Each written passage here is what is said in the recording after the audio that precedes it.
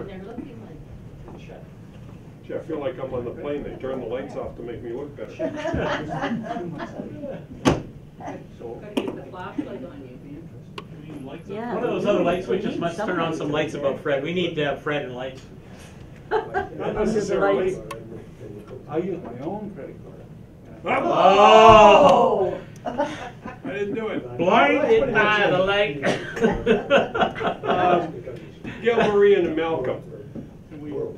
Close. What, what's that? Would you agree that we But can that turn looks down the temperature? good. Oh, absolutely. Yeah. Shut it off.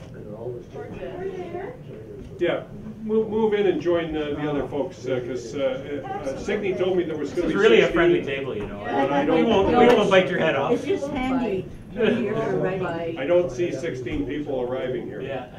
Federal government. I'll have to move back when I bring my battery carrier. That's why I recognized you. Why? He's the husband of My guys. kind of husband. Yeah, see, behave everywhere you go. You're going to run into somebody you know. I looked at your face a little bit. No, no, are you sure? Yeah. Okay. Are we ready to go? Yeah, let's go. Let's move her. Yeah. It's well Even if after we're one. not, we're going, right? Yeah. Wasn't this supposed to start at 1 Okay. o'clock? Yeah. Yeah. Am I interrupting you guys still? We're not talking, so. That's a good way to Okay. To the world. polite All right. way to say that. Yeah. Let's get it together, guys. Don't be like Fred and be interrupting all the time. Spicy like 97. That's the Wi-Fi password. Are you done? Thank you. Welcome to Pets Training, Pets Learning, Pets Input. We're going to start. Everybody introduce yourselves. Gail Marie. I'm Gail Marie Anderson. I'm left-handed, which is why I didn't want to move to this chair. I'm the DGN, and I'm from Rotary Club of Melfort. And I've been in Rotary, Art. Been in Rotary since '98. All my 3 children have been exchange students. I have a husband and 3 grown children and 2 delightful grandchildren. And right now in my career, I am a museum curator. And I work full-time along with Rotary full-time. That's me. Marcia. I'm Marcia Bukowski. Oh. I'm Marcia Bukowski. I'm from Selkirk. I can't remember how long I've been in Rotary. I think it's 6. Oh, I don't remember. I think it's 6. I have 3 daughters and I have 6 grandchildren. And I don't work. I'm retired. I'm Mona Graham. I'm the incoming AG for the Rotary Club of Melfort. I've been a Rotary member, I guess, 9 years. And my dad was a Rotary member and president of Rotary and involved in Rotary. I have 3 children. In fact, I just had all my children, their spouses, and my 6 grandchildren visiting. So they just left and I came here. So if you see me fall asleep, sorry Fred, nothing to do with you. You wouldn't be the first. Probably not the last. I'm Malcolm Strang. I belong to Rotary Club of Dauphin. I've been in the club, I think, about 20 years. I've been AG now for, I think this is the 6th year. Oh. I'm responsible for Dauphin, Yorkton, and Swan River.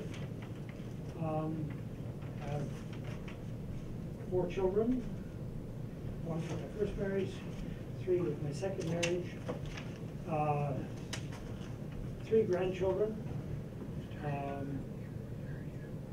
A couple of them live just across the border here near Rocanville.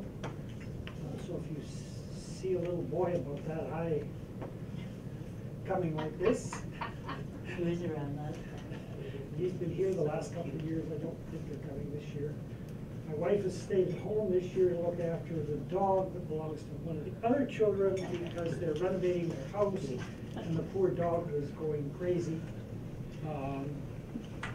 Air nailers and all that kind of nonsense. So she decided to stay home and the dog's peaceful. And we'll have some fun over the weekend and go from there. Okay. Hello. Hi. Not your turn to introduce yet. Sit down. The perimeter was closed at Waverly, Yeah, so yeah. we were stuck for half an hour. And then there was a train. Yeah. Okay, go, Ken. So I'm Ken Thiessen. I'm from the Regina Rotary Club, from Rotary Club of Regina. Sorry, I gotta get that right, Fred. I am on the Learning and Development team, and I'm also Assistant Rotary Coordinator for Zone 24 West. So, yeah. My wife and I, we have 2 kids. Son, who lives in Calgary, is a professor of sociology. He's married, a beautiful daughter-in-law. Our daughter lives in Edmonton, and get to see her next weekend because I'll be up there working with District 5370 on their district planning. So my wife is coming along. Her son-in-law is an avid Riders fan. I live in Regina, but I'm a BC Lions fan, and I live to tell about it. And occasionally I go out in public wearing my orange jersey. So I went to. I have a friend. One of my friends has season tickets, and the Lions were in town, and he invited me to a game. And I said, "Do I have to leave my jersey at home?" He said, "No, you can wear your jersey." And our 2 sergeant-at-arms from our club saw me outside the stadium, and they said, "Thiessen, this is going to cost you on Monday." I said, "That I'll pay." Kind of the good thing for me was the Lions hammered the Riders, and it cost me double fines on Monday. So yeah, I like to have fun.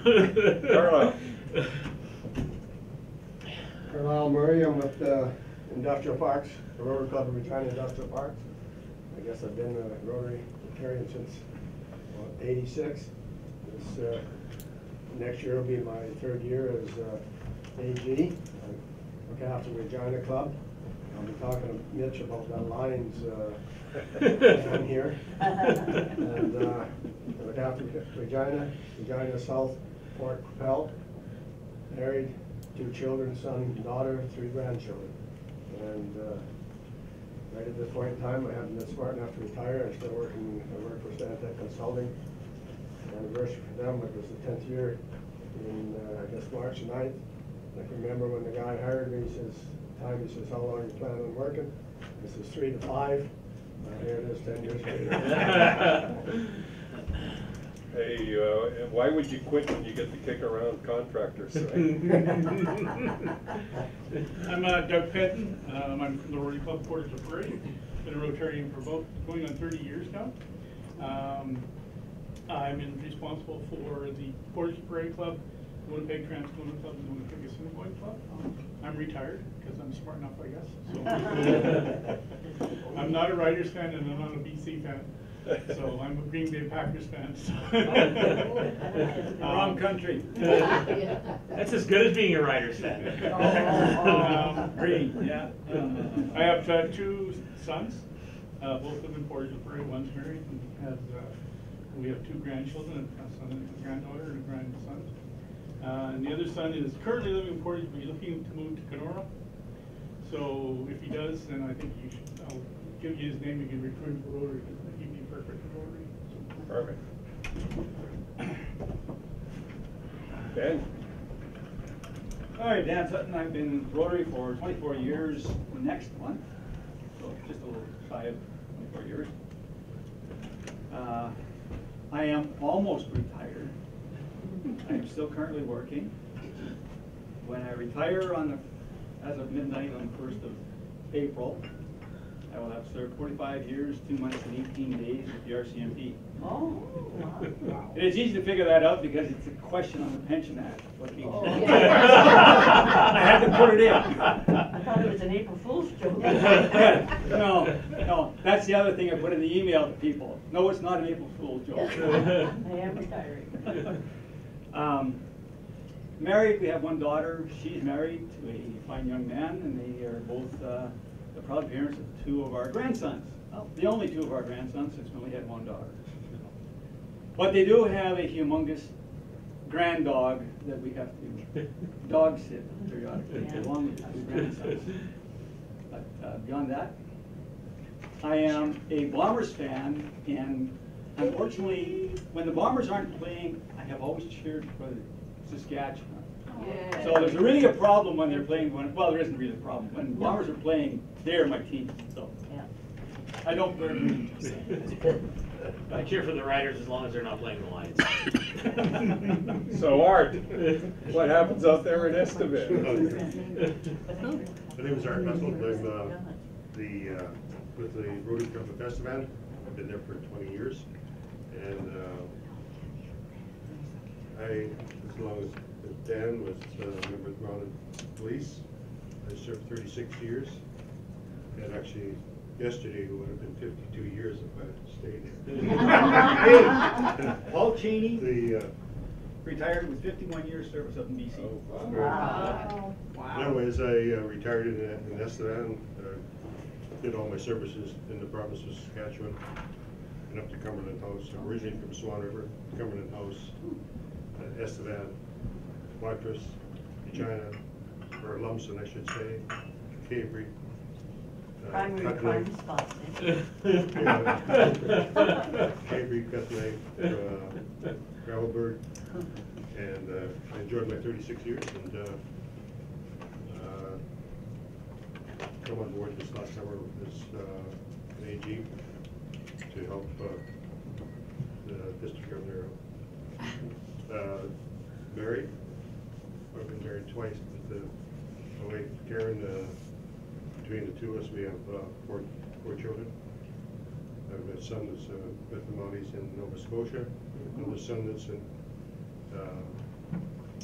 in Calgary, working for some pipeline consultant. And Karen's two kids work with her in the business there in Estevan. Thanks, Art. Joanne or Cheryl, which one of you wants to go first? You can. Don't argue. Sorry we're late. As I said when I came in, we were stopped by a really bad accident on the perimeter in Waverly. Volkswagen rear-ended a semi. Oh. Not good, so it was completely closed Are down. they okay in the semi? Yeah, they're fine. I doubt if he probably even noticed that Yeah. he'd been hit. Oh my God. But, so that's why we're late. Anyway, Joanne Gordon, I've been with the Rotary Club of St. Boniface St. Patel, the saintly club, since 2002, January, and enjoyed it the whole time.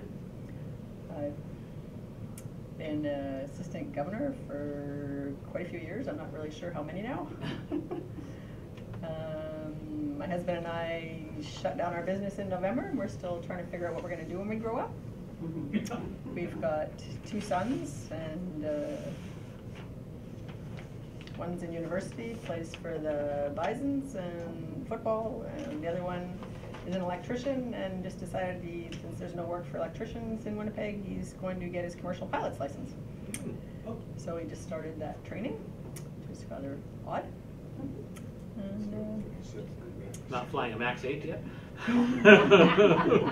his girlfriend is actually a flight attendant for Air Canada, but she doesn't usually go on those planes either, so good thing. I've had the pleasure of being involved with Youth Exchange for many years until we don't have a student anymore. And I've gone with Paulette to 2 international conferences, which was a lot of fun. And I think that's about it. I'm Cheryl Simpson. I'm actually your treasurer for the district. I'm not an AG. I've just celebrated my 10th anniversary with the St. Boniface St. Patel Club this week. Been married to the same person for 43 years. I'm an accountant and he's happily retired. I don't know when I'll ever retire. But went to one international conference, went to the one in Toronto and had a wonderful time, and been to multiple district conferences and a few of these pets.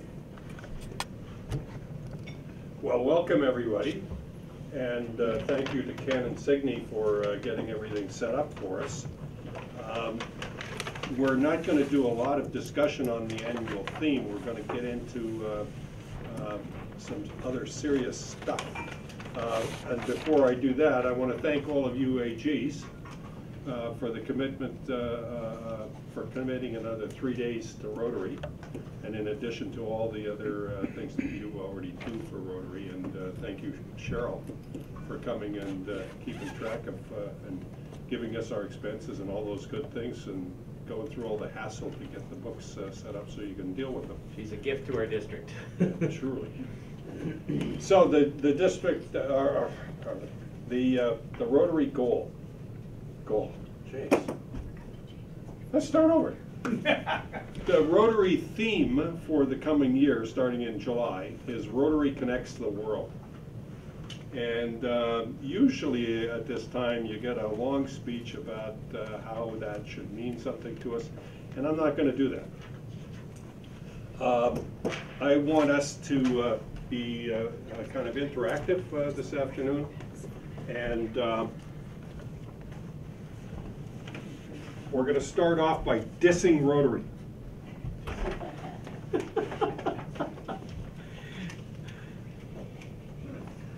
Yeah, we're going to diss Rotary. In true Fred style. This is a 5 a.m. District, disconnect, discover. You notice they're all dis. And we're going to discover how to connect. So, what about the Newfies? They call it dis-rotary. Dis-rotary, yeah, okay. So,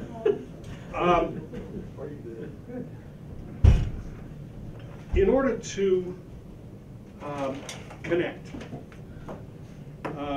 we have to make relationships. And I'm a believer that before we can make relationships, or at least good, solid relationships, we probably need to connect with ourselves first. We need to learn how to like ourselves. Many of us, especially us older folks, were brought up in with a lot of really negative thinking. We went to the negative first, and you know, it's reinforced through our news media and everything. We go to the negative. And one of the ways we can connect with ourselves and become peaceful with ourselves, you'll hear some of that tomorrow, is to turn all the negatives into positives. So once we learn how to connect with ourselves, thanks, Doug. It is hot in here. Yeah. You know, we could probably open one of the back windows if you don't mind, Doug. Do they open? Likely. I think so. Most of this place has got opening I windows. think we opened them last year, either that or we opened the door. Just got to pull the screen up and you can open. So anyway, if we can learn to like ourselves, then we're in a position where we can start building relationships with other people. And we can build relationships with our club members. And once we build relationships with our club members, then we can spread out to make connections through the district. I'm going to put a couple of things up here, and then we're going to move fairly quickly into discussing some of this stuff and getting your ideas. Some of the old negative stuff that we have to overcome.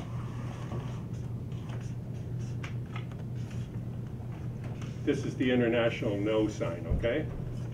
And that's petty. I had somebody tell me once they had been a Rotarian and they left, and I said, why did you leave Rotary? And the answer was, there sure is a lot of pettiness in Rotary. And I think that there's a lot of pettiness in almost any organization.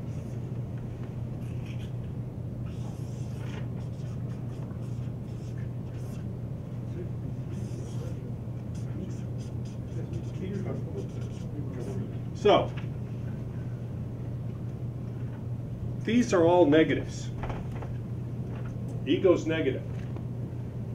I think all of you to, you know, in order to succeed in anything in life, you got to have an ego, because it's got to drive you. But I used to tell our managers, put your ego in the drawer and just pull it out on those days when you feel like a real boob, you can't do anything right, everything's going wrong. Pull the ego out, pump yourself up a little bit with it, and then get it back in the drawer before it can hurt you. And you know, there's a lot of things that go on in our organization and others where ego just kind of destroys stuff. People start working past the 4-way test because you know, it's good for their ego. They feel like you know, oh gosh, I'm this or I'm that, and so I'm important. I was recently at some district governor training stuff, and I complained about the amount of money that Rotary was spending on these meetings, and somebody said to me, well, there has to be perks. And I kind of lost it a little bit. I said, whoa, perks? Why do you think that we should be treated differently than our members?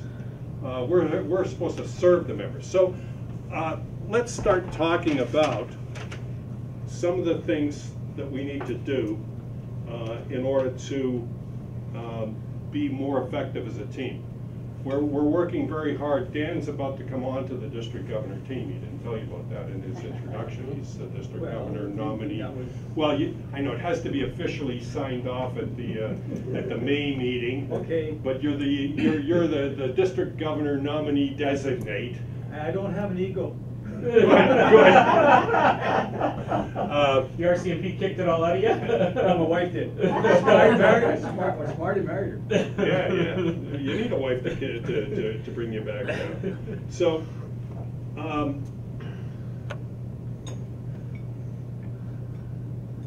how do we go about building relationships with each other? And well, you know, how do we build relationships with one another? What do you need to do to build a relationship? Dialogue. Thank you. You can't sit down and talk to one another. Pardon me? It's a sport, the dialogue statement. If you can't sit down and talk to one another calmly on any topic, you're going to have a problem. So you've got to have a give and take in your dialogue. That's what I want to get at. Yeah, you have to be able to listen Yeah. as well as talk. I think you have to show an interest in that person.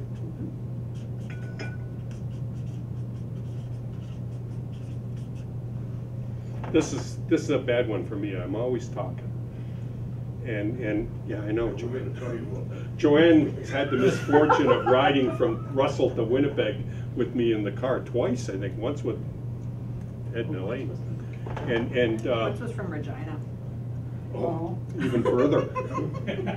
and yeah, I still have trouble remembering that I've got 2 ears. God gave me 2 ears, 2 eyes, and 1 mouth, and they should be used proportionately. Yeah, show interest, I think it was. I think it's more than showing. You have to be interested. Yeah. Yeah. That's what we get interested.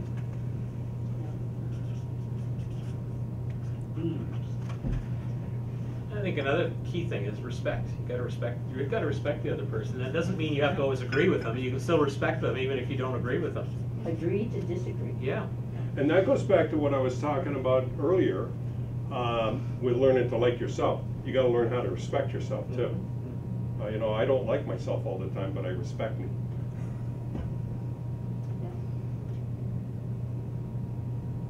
So if we can build some relationships, how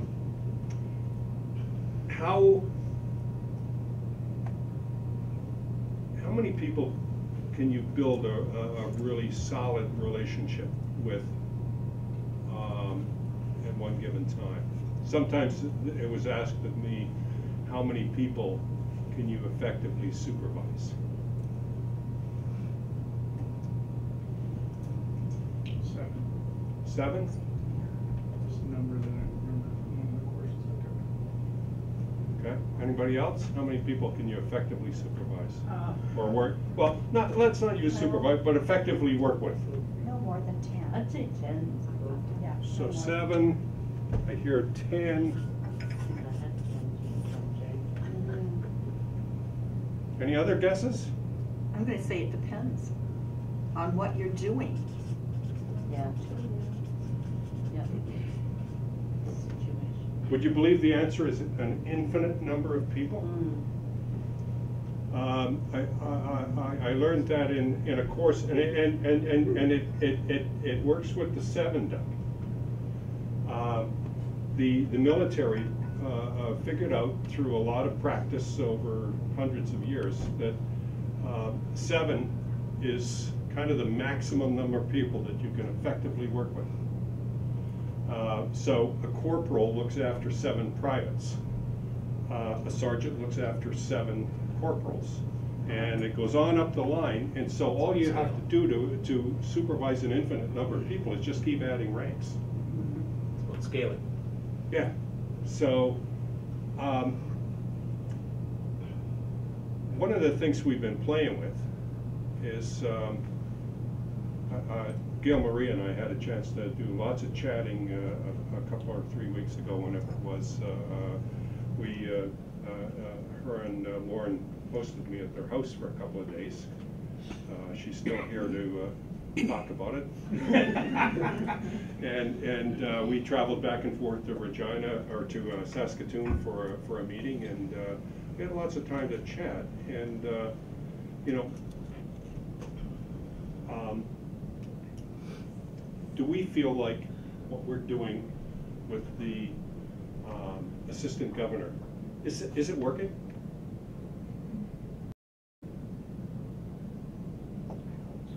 So I have to say that somebody in our club, and Mona was telling me this today, said, why do we need AGs? Why does Rotary need another layer of leadership or whatever? So I'd be interested to hear some You answers. better give me an answer since I'm the incoming one. Why do we need AGs? Let's go there.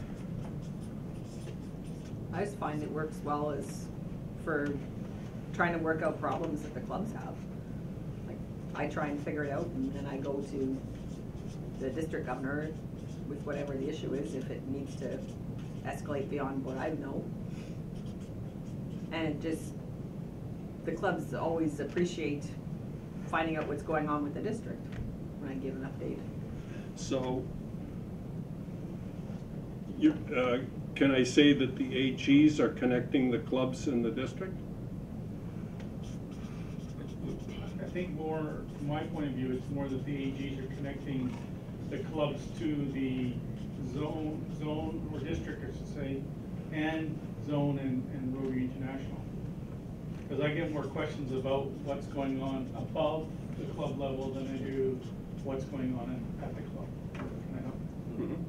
That's just my clubs that I deal with, but they have an appetite to know what's going on in Rotary Road, because a lot of them don't, go to the websites, read it, stuff like that.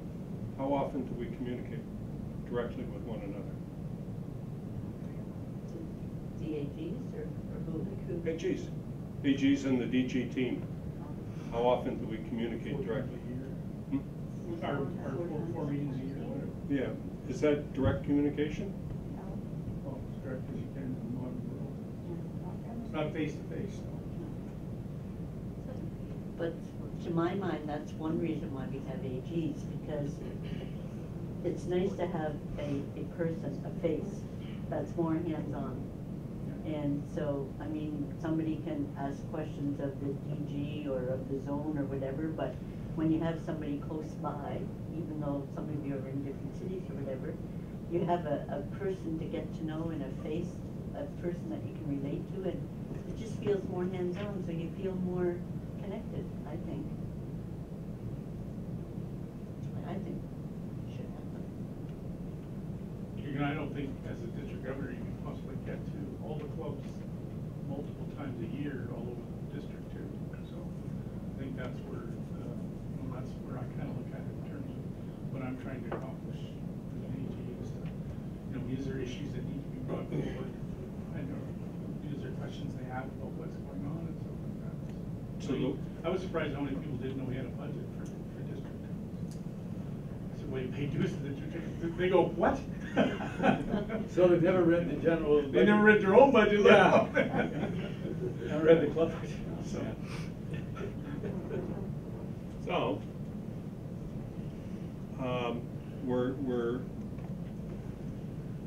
are there any other reasons why we have AGs? Well, the AGs are still a point of contact for the district governor to get information funneled down to the clubs. I just want to re-emphasize that point. And same thing as the district governors are funneling the information from RI, zone and RI. So communication in both ways. It has to be going both ways. I know the club members, if there were no members in our clubs, there would be no Rotary International. Yep. I understand that. But every club member can't run Rotary. So it has to be somebody leading. So, Well, I'll be the devil's advocate for a moment. Cognitive dissonance? History, at some point in time, somebody or some group of people in Rotary made a decision that we needed AGs. And when I started, they were assistant district governors. Now they're assistant governors. Somebody changed the name. Pay's still the same though. Okay, Joanne.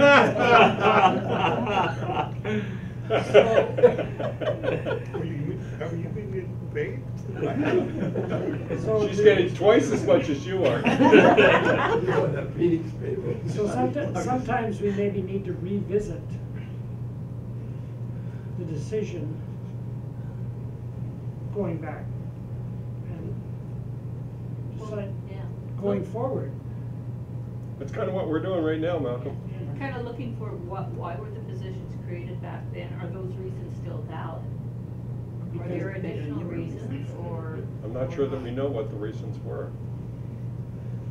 Certainly, it's my feeling that the assistant governors have been maybe misused or not used properly. How many times, Art, how many times have you talked directly with the district governor in the last year? Well, 2 or 3 times, maybe 4. You know, I talked on the phone, emails, Okay. and Oh, sorry. and then we had the meeting here last week, the week before, and then we had was it 2 visits to the area. Yeah. About 10 times. Okay, that's quite. I'm guessing, but we had a couple of issues we need to address. All right. Okay. I'd say probably 7 or 8. Carl? I don't know, like 3 or 4. I'm gonna say one, make a comment though on the communication part, and when we do the different than Dan. I'm gonna suggest years ago, that was required more so than what it is today, because you hit the button today and the information goes out to a lot of people. Whether I hit that button, or whether the district governor hits the button, or whether the president of the club hits the button, I don't choose to read it. It doesn't make any difference anyhow how often you send it. So I think that communication can come down and go back up a lot quicker and a lot different today than what it is even when I started. Yeah. If I can add to that, though, despite the fact that we have email and text messaging, there are still enough members in our clubs, and I know in mine, it's hard enough to get them to read our club bulletin sent to them by email, a PDF and an email. They want the information given to them orally or in person, and so we still have to address that. can, certainly the district governor and the district governor's team, like the executive, can't do that on their own themselves. They can't go around to every club member. And even the AGs, we can't speak to every, like I've got 3 clubs to look after, and I can't speak to every one of those members individually at those clubs to present one thing. And if you miss somebody, they're not at the meeting or whatever, you depend on someone in their club providing that information to them. And I think, if I could add to that, I think there's a perception that people have been in Rotary a long time, the more senior members want that kind of sharing of information, that piece of paper on the table when they come to the meeting and so on. But I've noticed that some of the younger members, we have, in my club, we have, and often we have members that are in their 20s. If it's not their interest, you can send them emails every morning. They just, because they got so much that they're looking at, they're so connected with so many different places in the world that, oh, this is about this project and I'm not involved in that, so they don't read it, they don't think about it. If I can ask a question here, Yeah, go. and then supporting you, how many of us here present read a Rotary magazine when we receive it each month? Try to. I read most of it. Sometimes. Even here, Well, I try to read it before the next one comes. well, no, I'm not saying right away, because quite frankly, I don't get them all read the same day that comes in, but there are, and I tested this in my own club. I was Fines Master, I asked them questions out of the Rotary magazine for that current month. And it's amazing how many, it's kind of, well, I guess it's not amazing, but I was surprised at the number of people who hadn't read the magazine. Mona? Yeah. People nowadays have Yeah. extremely busy lives. That's the That they problem. like being a member of Rotary, they like participating in Rotary, but they don't necessarily want to make it their life.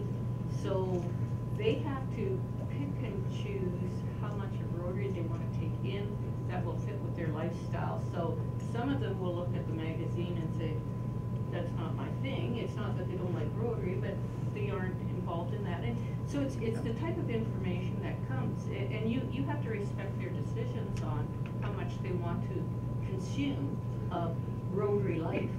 Yeah. Some people make Rotary their life, others just want to be part of it but not make it their life.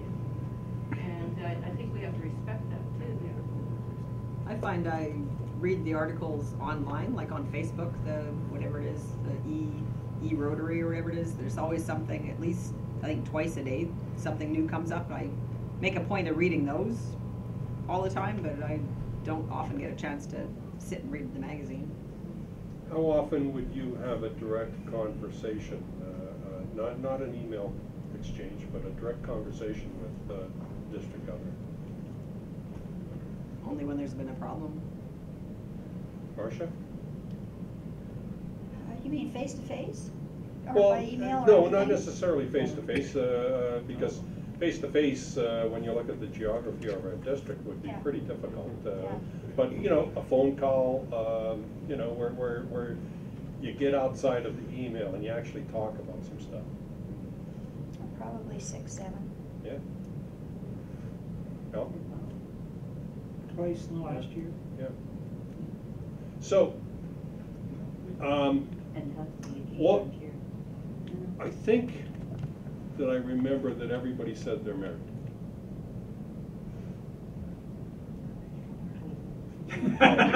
Sorry, not anymore. Yeah, sorry. But, okay, we've all, we're either married for the second time, or we've been married before. Most of us have children. Some of us are lucky to have 14 grandchildren. Yeah, we number them. And the dog, the grandchildren are all jealous of my dog. So how, do you think that you'd be able to maintain a marriage with, somebody said, I think you said 10 times, Dan? Yeah. So if you talked to your wife 10 times over the last year, would you still be in a relationship? Yeah. If it was 10 times, I'd say, what wife? Exactly. Yeah, pretty much. So that's kind of where I'm going to. We're working really hard to develop a district governor team. And the district governor team used to be referred to as the stream, so we dropped a couple of letters. So the district governor team would be the past district governor, the immediate past district governor, the district governor, the district governor elect, and the district governor nominee. So going into this next Rotary year, the district governor team would be Elaine, Gail Marie, you, Dan, and myself. And what we're hoping to accomplish by emphasizing team is that we will work more closely together. We will keep the strategic plan for the district in front and center. I make a point of making sure that our district secretary has something about the district strategic plan on every one of our agendas, so that it doesn't get left and forgotten about, and then, 2 years from now, somebody says, oh, we got to redo the strategic plan, and then there's a flurry, and we make another one and put it under a drawer. So the idea is to try to make sure that we've got some focus on where we're going, and that we keep the district governor team from kind of flying off and all over the place. And I think we've had, I talked to Rick Hubbs. I spent some time with Rick Hubbs this week. He's a past district governor, if you don't know. And I talked to him about, we're developing a district governor team, and he said, oh, we did that when I was district governor. I said, well, it kind of fell apart. Because what I've sensed in my time in the district is that we kind of, whatever the district governor's passion is that year, we kind of go off that way and then go off another direction. We need to, I think we need to focus on keeping our energy in one place. And in addition to a district governor team, we need an assistant governor team. And we need to figure out how to work together. And I don't think it's feasible at all for me next year to talk to every one of you at least once a month, in addition to the other things that have to be done. I don't think that, going back to the rule of 7, I don't think that I can have an effective relationship with 15 of you. But I might be able to develop an effective relationship with 5 of you. What do you think about that? What if we divided it up, where we had the district governor would work directly with 5 of you, the district governor-elect would work directly with 5, and the district governor nominee, so that we could have more regular conversation and build a relationship with one another. So, is the purpose to distribute information, to deal with if there's nothing to, maybe there's nothing to communicate, or would you communicate? I'm just wondering, is there it seems like some people communicated a lot, others didn't. Is it how they view their role, or maybe there weren't issues, maybe there weren't problems, so they didn't feel that necessity? Or you want to make sure that no matter what's happening, there's that regular communication? I think that a lot of the conversation back and forth between a district governor and an assistant governor, I think a lot of the conversations have been when a problem comes up. So, you know, we've got this problem or that problem, we've got to deal with the problem. So you have a lot of communication back and forth. You take care of the problem and then you don't talk to each other anymore. So maybe we need to talk about what the role of the AG is. We're kind of jumping all over. But like a Charles Dickens novel, we'll see if we can pull it all back together. So what's the role of the AG?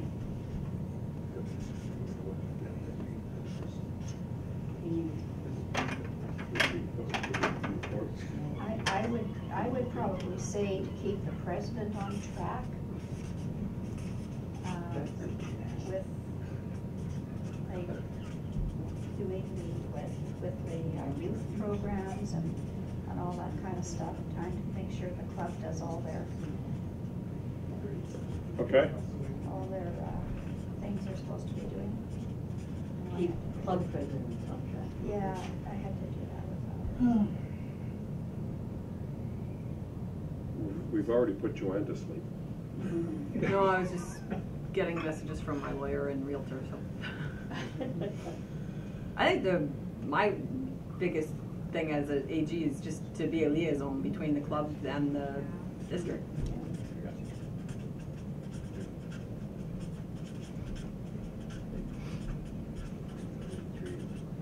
And if you take that in a positive sense, it's not just about politics.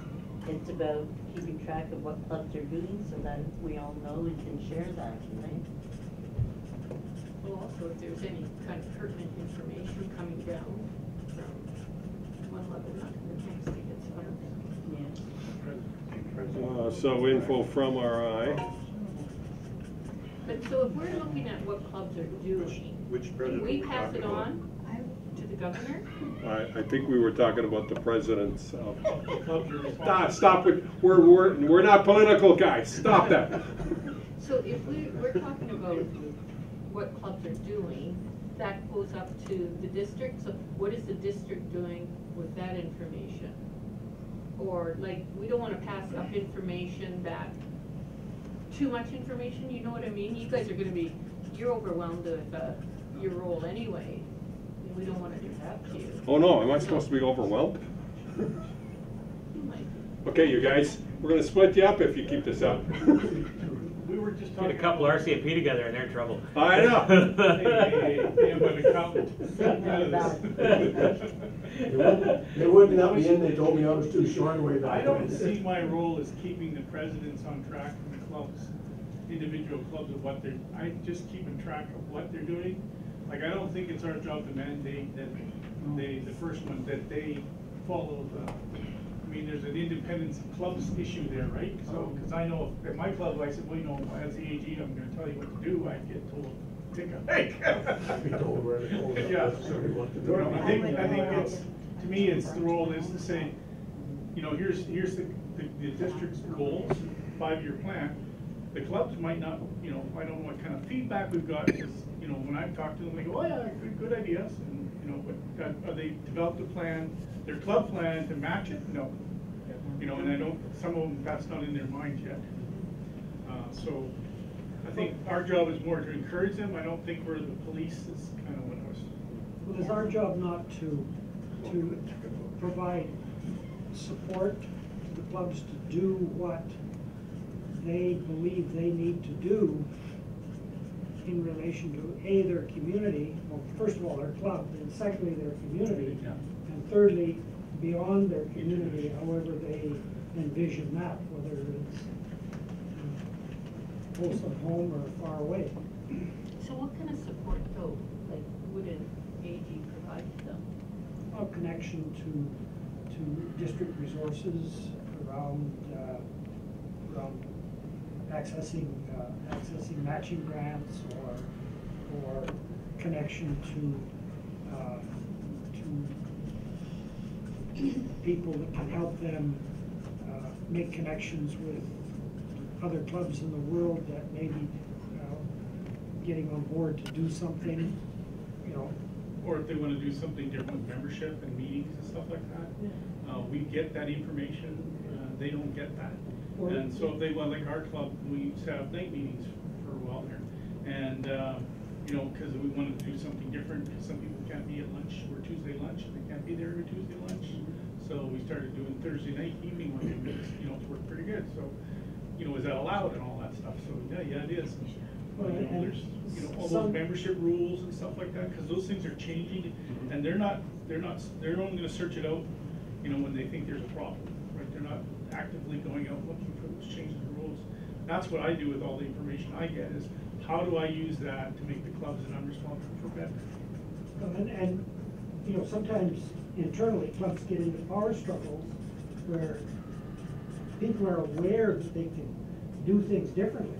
Right. But then they got somebody in the club who's That's not the way we do it. that's not the way we do it. Yeah. And so then, and they're vocal, so then people are afraid to change. I won't give you any names. Yeah. What their clubs are. That can happen, sorry, that situation that you talked about can happen in any club. And I would defy any club present here to say that hasn't happened in their club at some point in time in history. Yeah, if we flip back to the things we shouldn't be doing, pettiness was one of them, and ego, and you put the two of those together and you can get some pretty explosive stuff And going I on. think it's our job to give permission and to challenge some of that resistance sometimes. Oh, yeah. But we don't dictate to the club how it has to be resolved. Well, that's what I was wondering, do we have to wait for them to ask? Or if we observe, we provide, like, you don't want to step on the club's toes. If you see something, my recommendation, when you see something and they haven't broached you might want to approach the president, and say, is there a problem? Do you need some assistance? And let him or her know that if at any time assistance is required, you're there.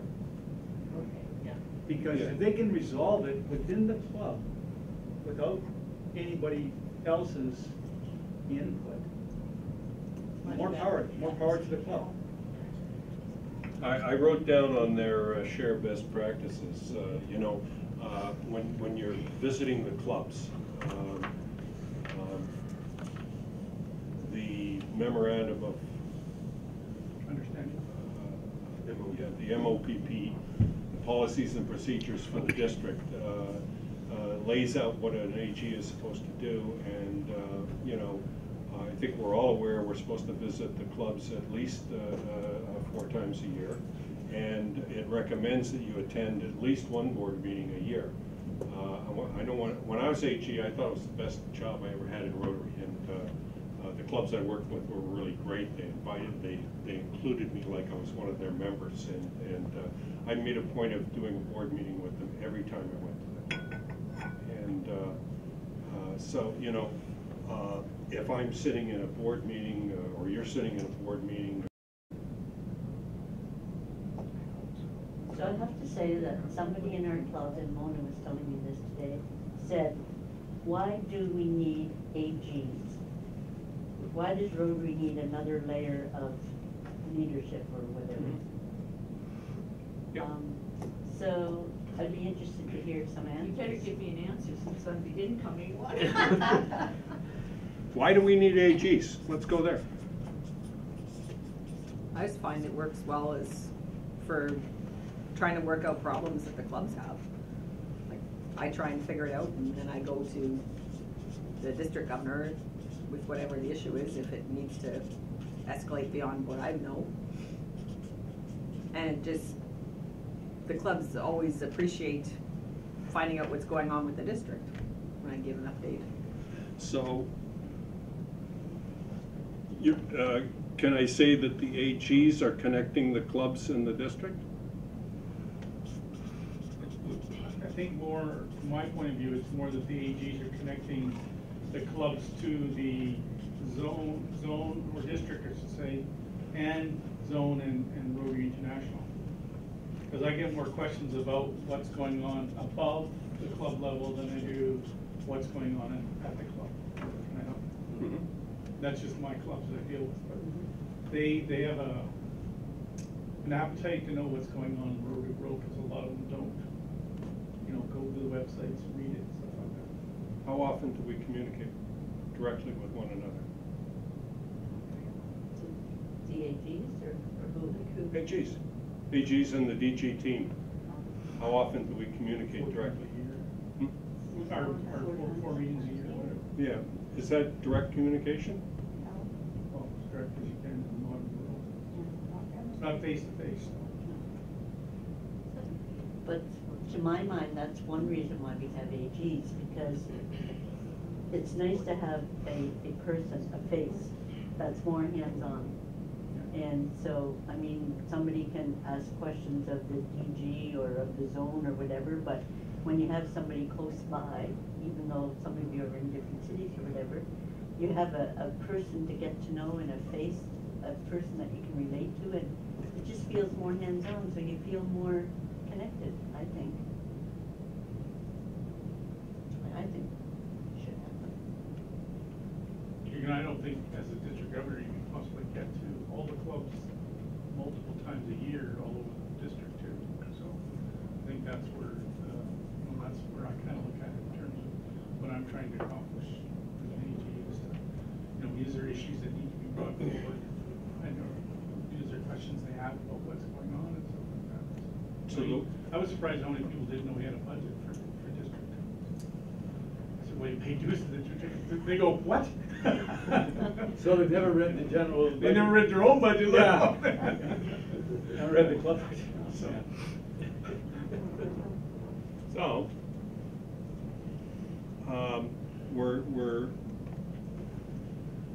are there any other reasons why we have AGs? Well, the AGs are still a point of contact for the district governor to get information funneled down to the clubs. I just want to re-emphasize that point. And same thing as the district governors are funneling information from RI, zone and RI. So communication in both ways. It has to be going both ways. I know the club members, if there were no members in our clubs, there would be no Rotary International. Yep. I understand that. But every club member can't run Rotary. So it has to be somebody leading. So, Well, I'll be the devil's advocate for a moment. Cognitive dissonance? History, at some point in time, somebody or some group of people in Rotary made a decision that we needed AGs. And when I started, they were assistant district governors. Now they're assistant governors. Somebody changed the name. Pay's still the same though.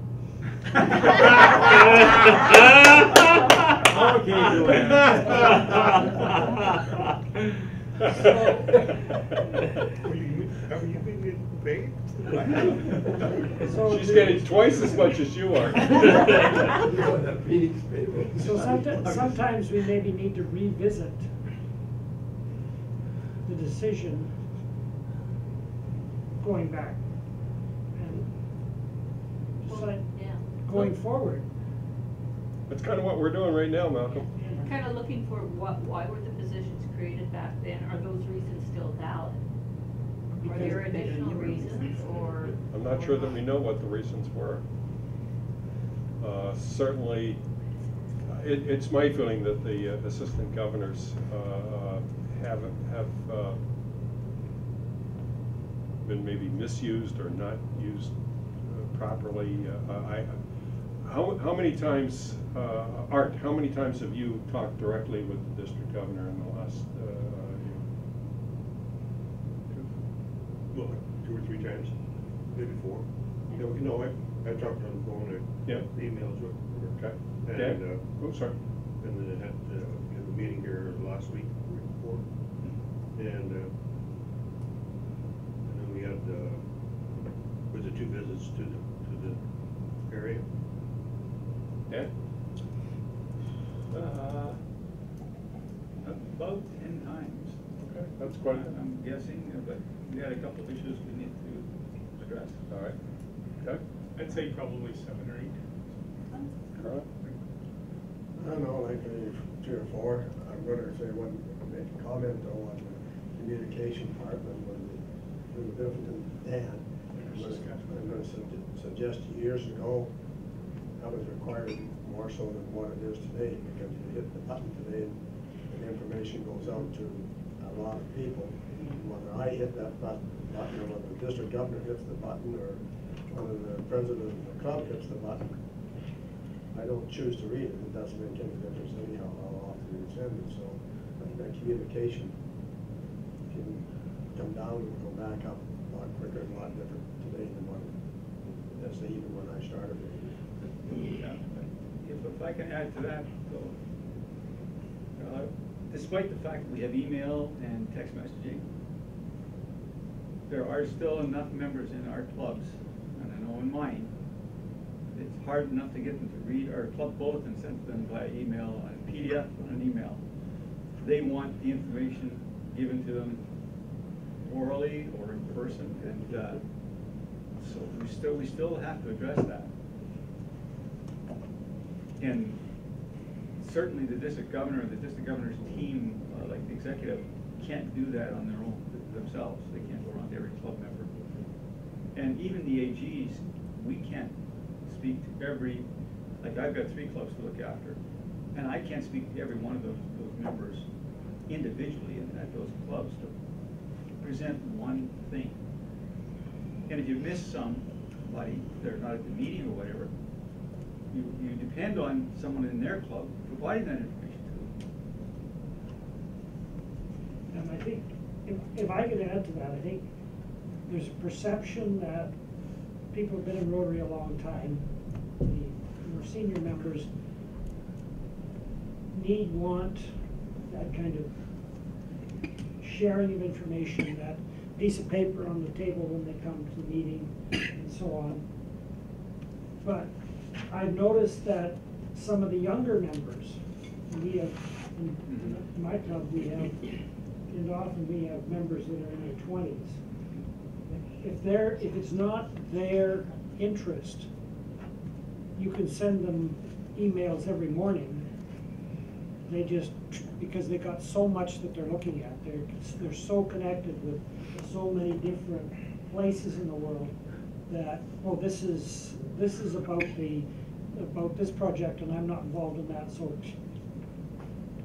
they don't read it, they don't think about it. If I can ask a question here, Yeah, go. and then supporting you, how many of us here present read a Rotary magazine when we receive it each month? Try to. I read most of it. Sometimes. Even here. Well, I try to read it before the next one comes. Well, no, I'm not saying right away, because quite frankly, I don't get them all read the same day that comes in, but there are, and I tested this in my own club. I was Finds Master, I asked them questions out of the Rotary magazine for that current month. And it's amazing how many, it's kind of, well, I guess it's not amazing, but I was surprised at the number of people who hadn't read the magazine. People nowadays have extremely busy lives. That's the They problem. like being a member of Rotary, they like participating in Rotary, but they don't necessarily want to make it their life. So they have to pick and choose how much of Rotary they want to take in that will fit with their lifestyle. So some of them will look at the magazine and say, that's not my thing. It's not that they don't like Rotary, but they aren't involved in that. And so it's the type of information that comes, and you have to respect their decisions on how much they want to consume of Rotary life. Yeah. Some people make Rotary their life. Others just want to be part of it, but not make it their life. And I think we have to respect that too.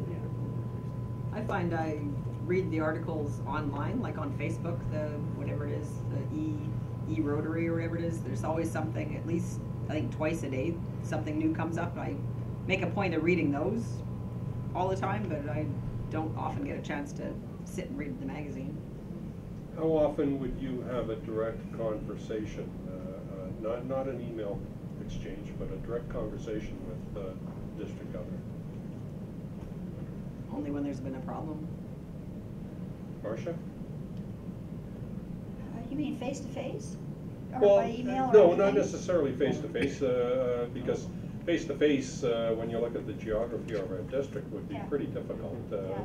But, you know, a phone call, you know, where you get outside of the email and you actually talk about some stuff. Probably 6, 7. Yeah? Elton? Twice in the last year. Yeah. So, And how do you what, volunteer? I think that I remember that everybody said they're married.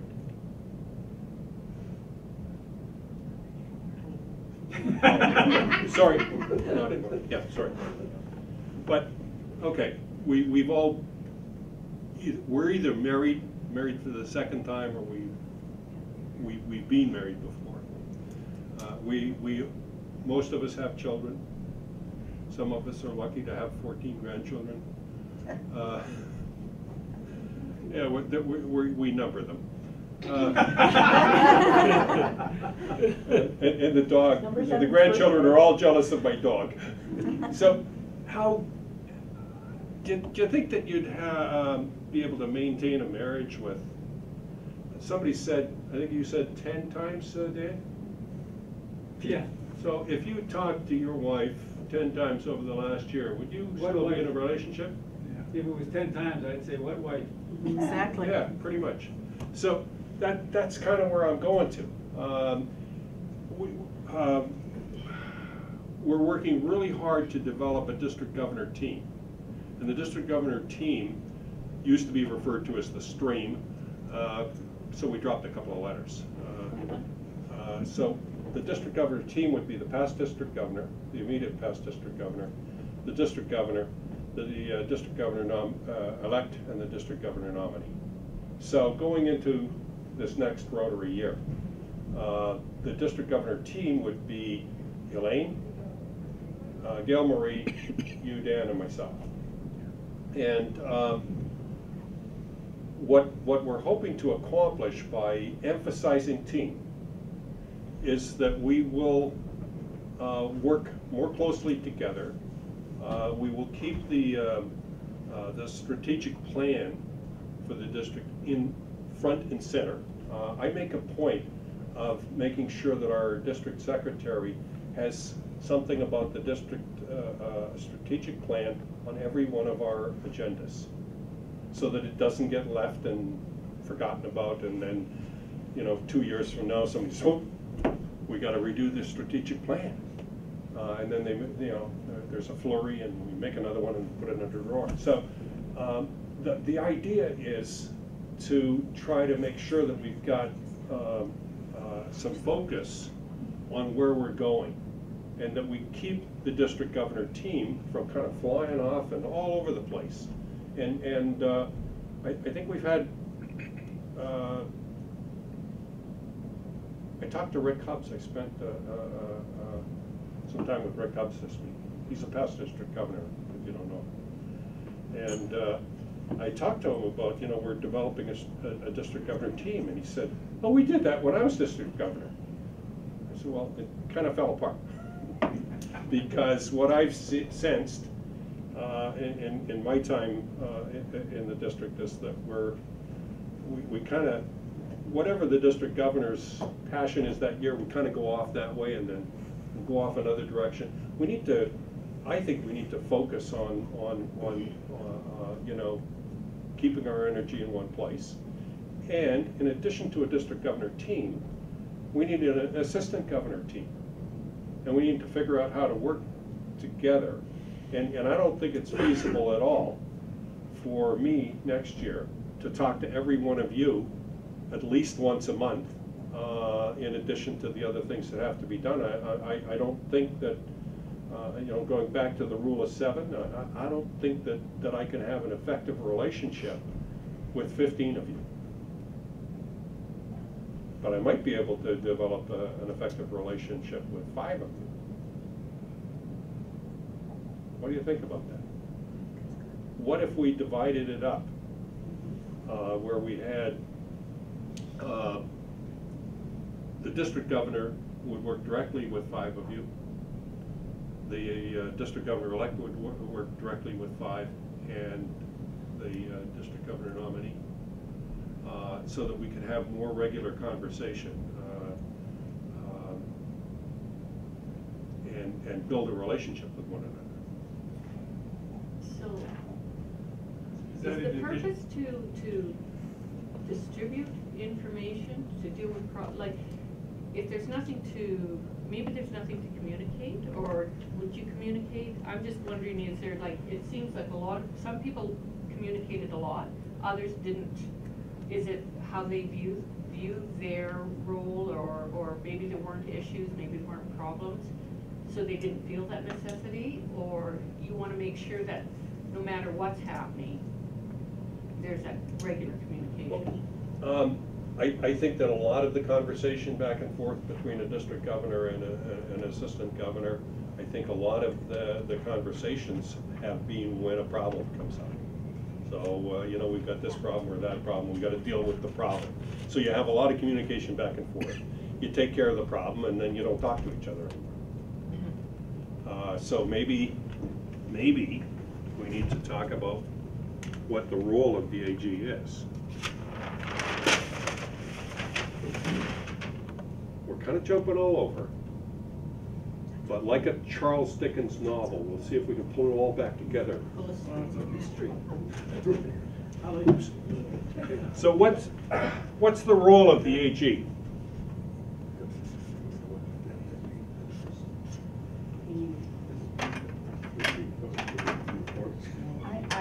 I would probably say to keep the president on track with like doing with the youth programs and all that kind of stuff, trying to make sure the club does all their things they're supposed to be doing. Keep club presidents on track. Yeah, I had to do that without. We've already put Joanne to sleep. No, I was just getting messages from my lawyer and realtor, so. I think my biggest thing as an AG is just to be a liaison between the club and the district.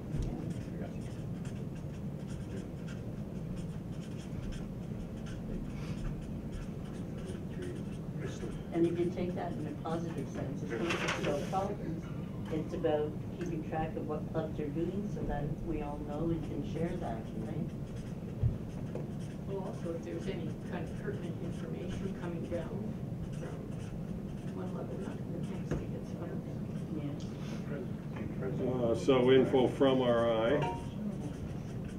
But so if we're looking at what clubs are doing, Which do president we are we pass it talking about? on to the governor? I think we were talking about the president's. Clubs are responsible. Stop it! We're not political guys. Stop that. So if we're talking about what clubs are doing, that goes up to the district. So what is the district doing with that information? Or like, we don't want to pass up information that, too much information, you know what I mean? You guys are going to be, you're overwhelmed with your role anyway. And we don't want to do that to you. Oh no, am I supposed to be overwhelmed? You might be. Okay, you guys, we're going to split you up if you keep this up. We were just Get talking. a couple RCMP together and they're in trouble. I know. Hey, I'm an accountant.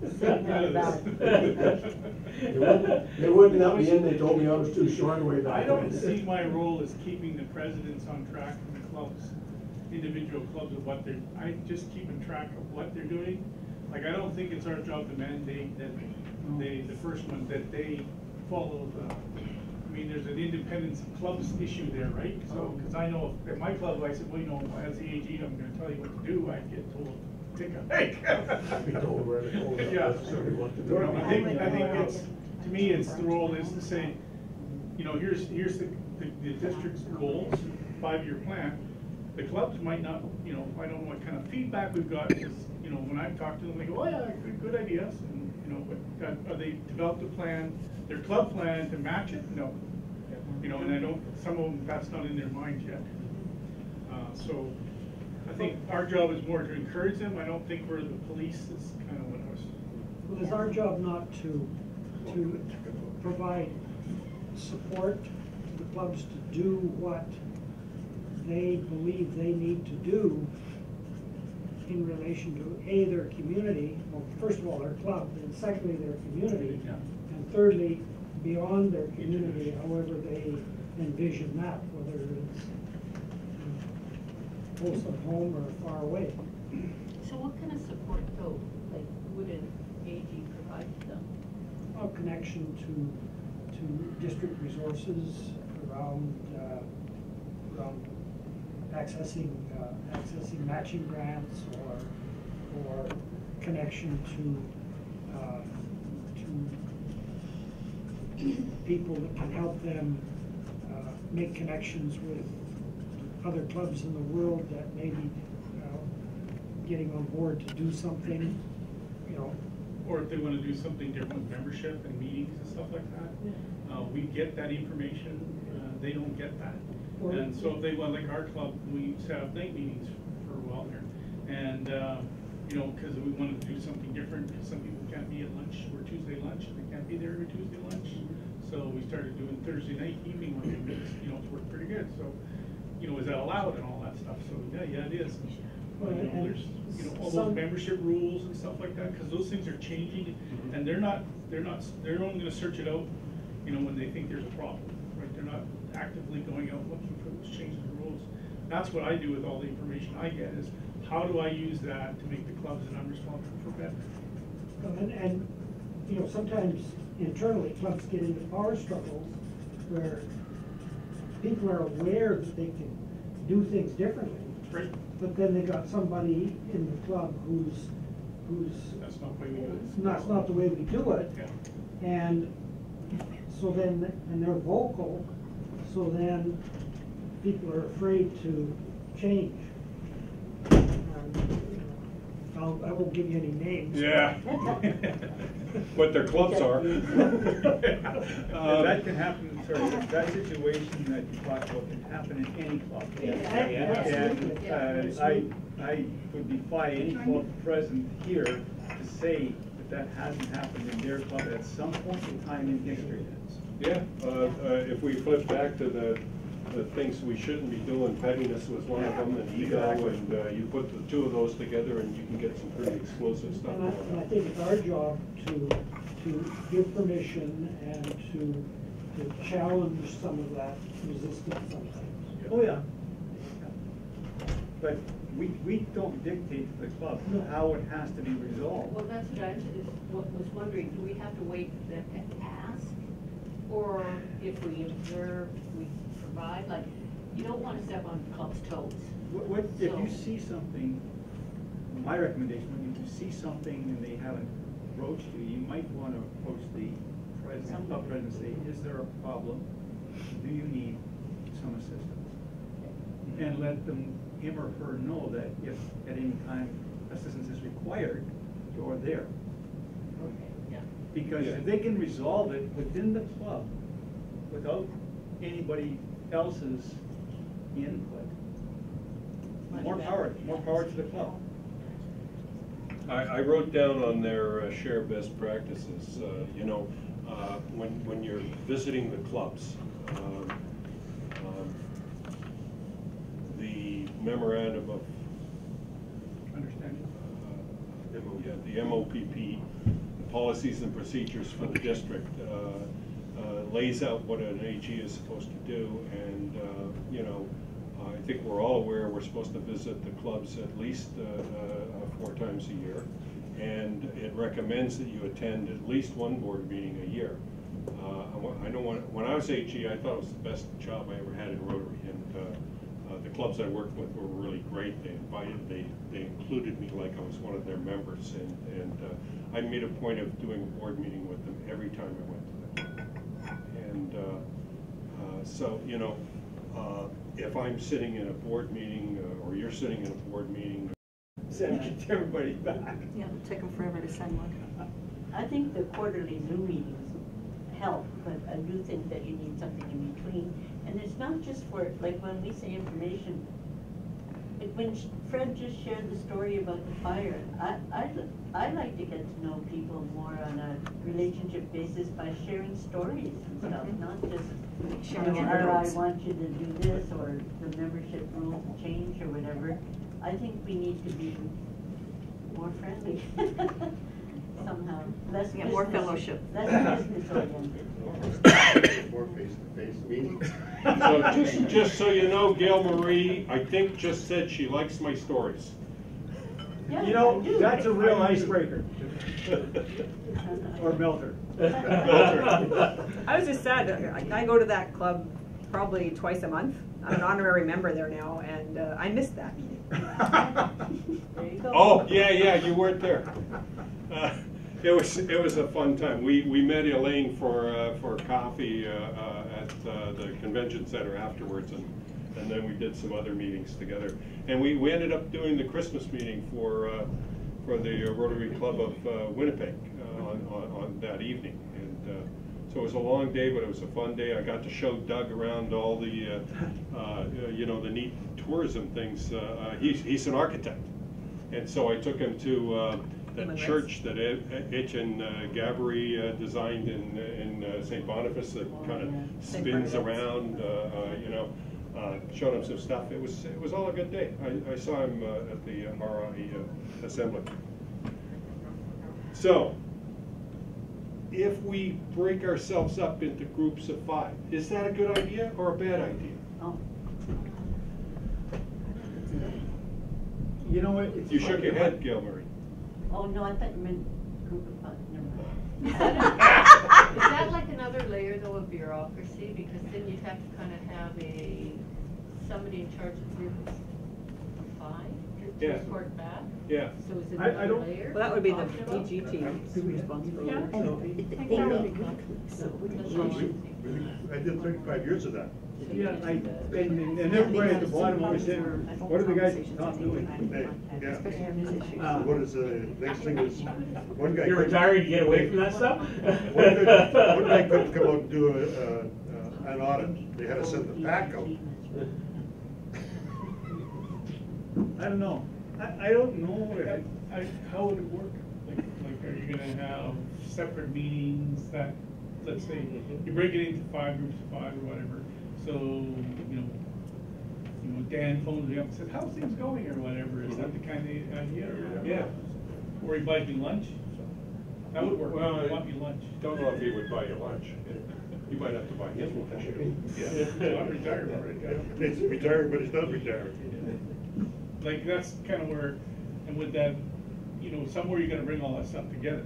So that had Yeah. another meeting for you guys. That's another layer of. Yeah. Wouldn't we bring it together at the quarterly AG meeting? Yeah, that's kind of what I want to know. Well, then we don't even have to get on the phone. Whoever is our team leader could speak for the rest of us. Yeah, so then you're just having the quarterly meeting with the 3 people. The The DG team. No. No, you'd have a quarterly meeting. What I think you're saying, Fred, is you'd have a quarterly meeting of all the AGs, but then Yeah. in between the quarterly meetings, you might have this group of 5 meeting, you know, so that there's some connection in between. It'd be like the AGs, like you have 3 clubs, or some of you have more, I think, whatever. So you kind of track those 3 clubs, right, and bring all the information to the AG meeting. So I guess if I had 5 AGs and treated the same way, you talk to them a little bit more, so that you have more background when you come to the AG meeting with everybody. I just wondering, Wouldn't your I think it sounds DG redundant. team, if there was an issue at your DG meetings, because I know that you have your team meetings on a regular basis so that you can discuss things, you would bring it to that meeting anyway, and then if there was something that needed to be discussed, instead of having one head, you'd have 3 heads to go together over a problem to take back. Would that not be part of the reasoning? I think it sounds redundant, really. Yeah, okay. I see more work from that same paycheck. Yeah.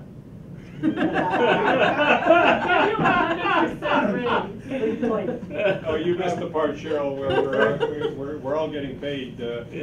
Art's getting paid twice as much as you are. Yeah, but I'm getting paid 100 times as much as you guys, and I do way more work. But you more than any of us should understand the mathematical equation. Oh, yeah. Yeah. You can make those numbers work, right, Cheryl? A real-life example of putting more boots on the ground, quote unquote, your SMP. We went to regionalization. Manitoba, Saskatchewan, Alberta, and two territories became one region. And we're supposed to put more constables and corporals doing investigations on the street. That was the concept. That was the concept. We wound up with an influx of administrative and other officers sitting in Edmonton and Regina running that district, that region. And there were no extra boots on the ground. In fact, we lost boots on the ground. And It's all going to support the hierarchy up above, right? It really was and it took 10 years for that disaster. 15 years. You were gone already. Yeah. We just got rid of it 5 years ago. I'll tell you, it's coming back. It's going to come back because I've been in nursing for a long time and I'm out of it now. But we've done that kind of thing. We slash and burn and then we build back up. And the problem is that nobody is able to figure out exactly what the right number of middle managers is. So they just slash and burn them and then we have to go back, go stupid. But I think that, again, as a new person, it's kind of nice for me to have somebody that, maybe a couple of people that I get to know a little bit perhaps. But I think that maybe the separate reporting piece would be, like you said, redundant, because we need to be communicating with you, not forming our own little ideas and not getting it, I don't know, I think it would be better if it wasn't that way, but that's just my thoughts. So, some of the communication ideas you've talked about are dealing with email and texting. Group texting.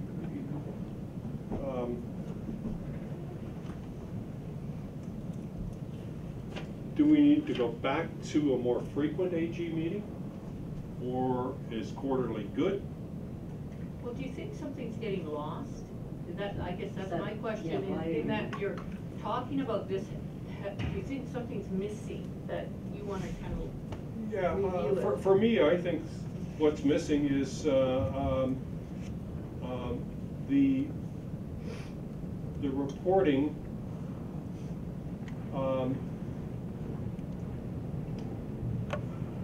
I don't know that we've got really good information for the clubs in the district. In terms of Reports what's are happening made. on the I ground, think, Fred? there's some of you in the room that don't like making the reports. So if you don't like making the reports, how do we get the information about what's going on with the clubs? I guess my point of view, and I know last year there was more meetings, I was one that said, why so many? Yeah. And even this year, when I go to the clubs, after a while, why am I going to report on that club? Because we've done it, and we've got another one in June. Well, the clubs are winding down into next year's president going up, so for me, I find it difficult to write something. What, can I even make this thing interesting to anybody here, because there just isn't any more information to give about the club. Can I jump off on that? Yep. I was just sitting here thinking, like, with the RCMP, and healthcare, it's control. That's what the players of the are. Yeah. Okay? But we're not about control. No. We're about support. Okay? Some clubs need and want more support than others. Others, get out of the way, we're fine.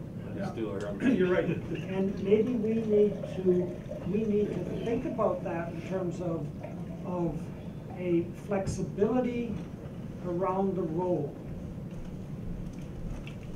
Okay? Like like you and I, Fred, were in Swan River, and Swan River needs support. You know, the club's made up of basically a group of 70 and 80-year-olds. And I asked the question, where are you going to be 5 years from now? Knowing darn well that most of them are going to be in the cemetery. And That's rather. well, it's true. Their treasurer, they say our treasurer must still be in the hospital, or else he'd be here. But he's got liver cancer. He ain't coming back. So that club, I think, needs support. My own club, they need some information once in a while, but otherwise I just need to be quiet. Yeah, you got a bunch of, you've got a real nice diverse club membership. You got A bunch of women, energetic younger people, young older guys that are people. doing stuff, and they don't want a bunch of messages of what, maybe you should try this or do that.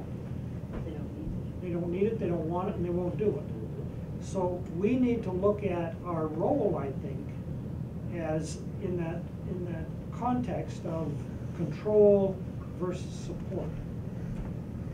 And maybe control's the wrong word, but you know, sometimes you need to push people, and there's different ways of providing control. You know, you and I talked about management by wandering around. Mm-hmm. You know, and that's a form of control. It's also a form of support. And it's also a form of support, but you know, control can be offering ideas, offering, you know, support then to carry out those ideas. I don't know. So, I'm hearing Well put. that we like the quarterly meetings. We don't want to add another layer, which is what, you know, I thought that was a really cool idea, but the more we're talking about it, the less enthusiastic I am. And that's why we need to do this kind of thing. If everybody else wants it, I'll go with it. It didn't sound like it, Dan. Marcia was saying, oh, you know, I think there's some merit in that, but different. I heard more, I don't know, than I heard, yeah, let's do that. Well, I can see it more. Hmm? I can see it more if I'm reporting, say, to Dan, and Dan is reporting up. But if I'm sitting in the meeting with Dan, and I got to turn around and sit in another meeting, I haven't got much more of that. Yeah. I'm gonna go back to Galbraith's suggestion there, just from my own point of view. Just maybe if we wanted additional meetings in there, is to get away from reporting on the clubs, but have an AG meeting on Zoom or whatever it may be, and more of a gab session where some of the people that, other AGs have maybe got one or two interesting things from a club. Yeah, I'm not necessarily gonna read those minutes or all the reports either, but may allow the AG to say, okay, you know, this club is doing this and that, it may be of some interest to one of you other people. And there may be, for me, there may be some merit in that, rather than another meeting to report. How can I put the gab session? More of a fireside chat style. Sharing stories. More of a- Stories, it's a story a piece. sharing Yeah. stories, Yeah. information? Yeah. And certainly one of those quarterly meetings or all of them, any of them can do that. You don't have to say, you know, this club lost so many members or that club wants to send anybody to a conference or whatever, but this happened with this club and here's a really good fundraiser that they did and, you know, you might be interested in it. So having not been an AG Yeah. yet, and never participated in one of these. And I think that's what- important for you and Cheryl to share, hey. Well, so what happens normally? Are they just reading their report? Well, you know, when I became an AG, I think about 3.5 years ago. Luckily, I like to read the documents from the district, so I got a pretty good handle on what my role was, because the fellow that preceded me basically said, well, you got to go to the club. I said, what's the role? He said, well, you go to the clubs 4 times a year, try to make their board meetings as well, and this is the form you use to submit your expenses, and you know, have a good good time. They didn't send me one of those. And so I read the MOPP and got a more detailed description of what the job should be. And one of the things, you know, it said, okay, you need to do a report on your visit to the club. And you should send that report to the district governor. And so I was typing the report out, and I got it all ready, you know, proofread it, got it ready to send. And I thought, wait a minute, how come I'm only sending it to the district governor? District governor's only going to be there for 1 more year, or 1 year, and then it's going to be somebody new. Why am I not sending it to the district governor-elect, and the district governor nominee? And nobody said, the MOPP said it didn't say I couldn't do that, so I did it. And you know, so I guess one of the things that I'm thinking about as we work our way through this, I like this, where we would just kind of, you know, do a little bit of what we're doing here. Only we'd be talking more specifically about, hey, you know, I was in Nipawin. Guess what? Those guys are going to do a cow patty bingo. Yeah. Do you know what that is? Nobody knows what a They take a patties big are. field and they chalk off lines and make it into 2-foot squares, and they have a sheet that has a number for all the squares, but that's secret. And so you come along and for, I don't know, $25 or something, you buy a square. Yeah, we did it. And then it works like a 50-50. You sell all the squares, Yep. and then they let a cow loose, and they wait for the cow to go poop. And when the cow goes poop, they determine, they even have judges. In case the cow lays the patty on the line, they have a judge to decide it's more in this square than that square. This is the winning square.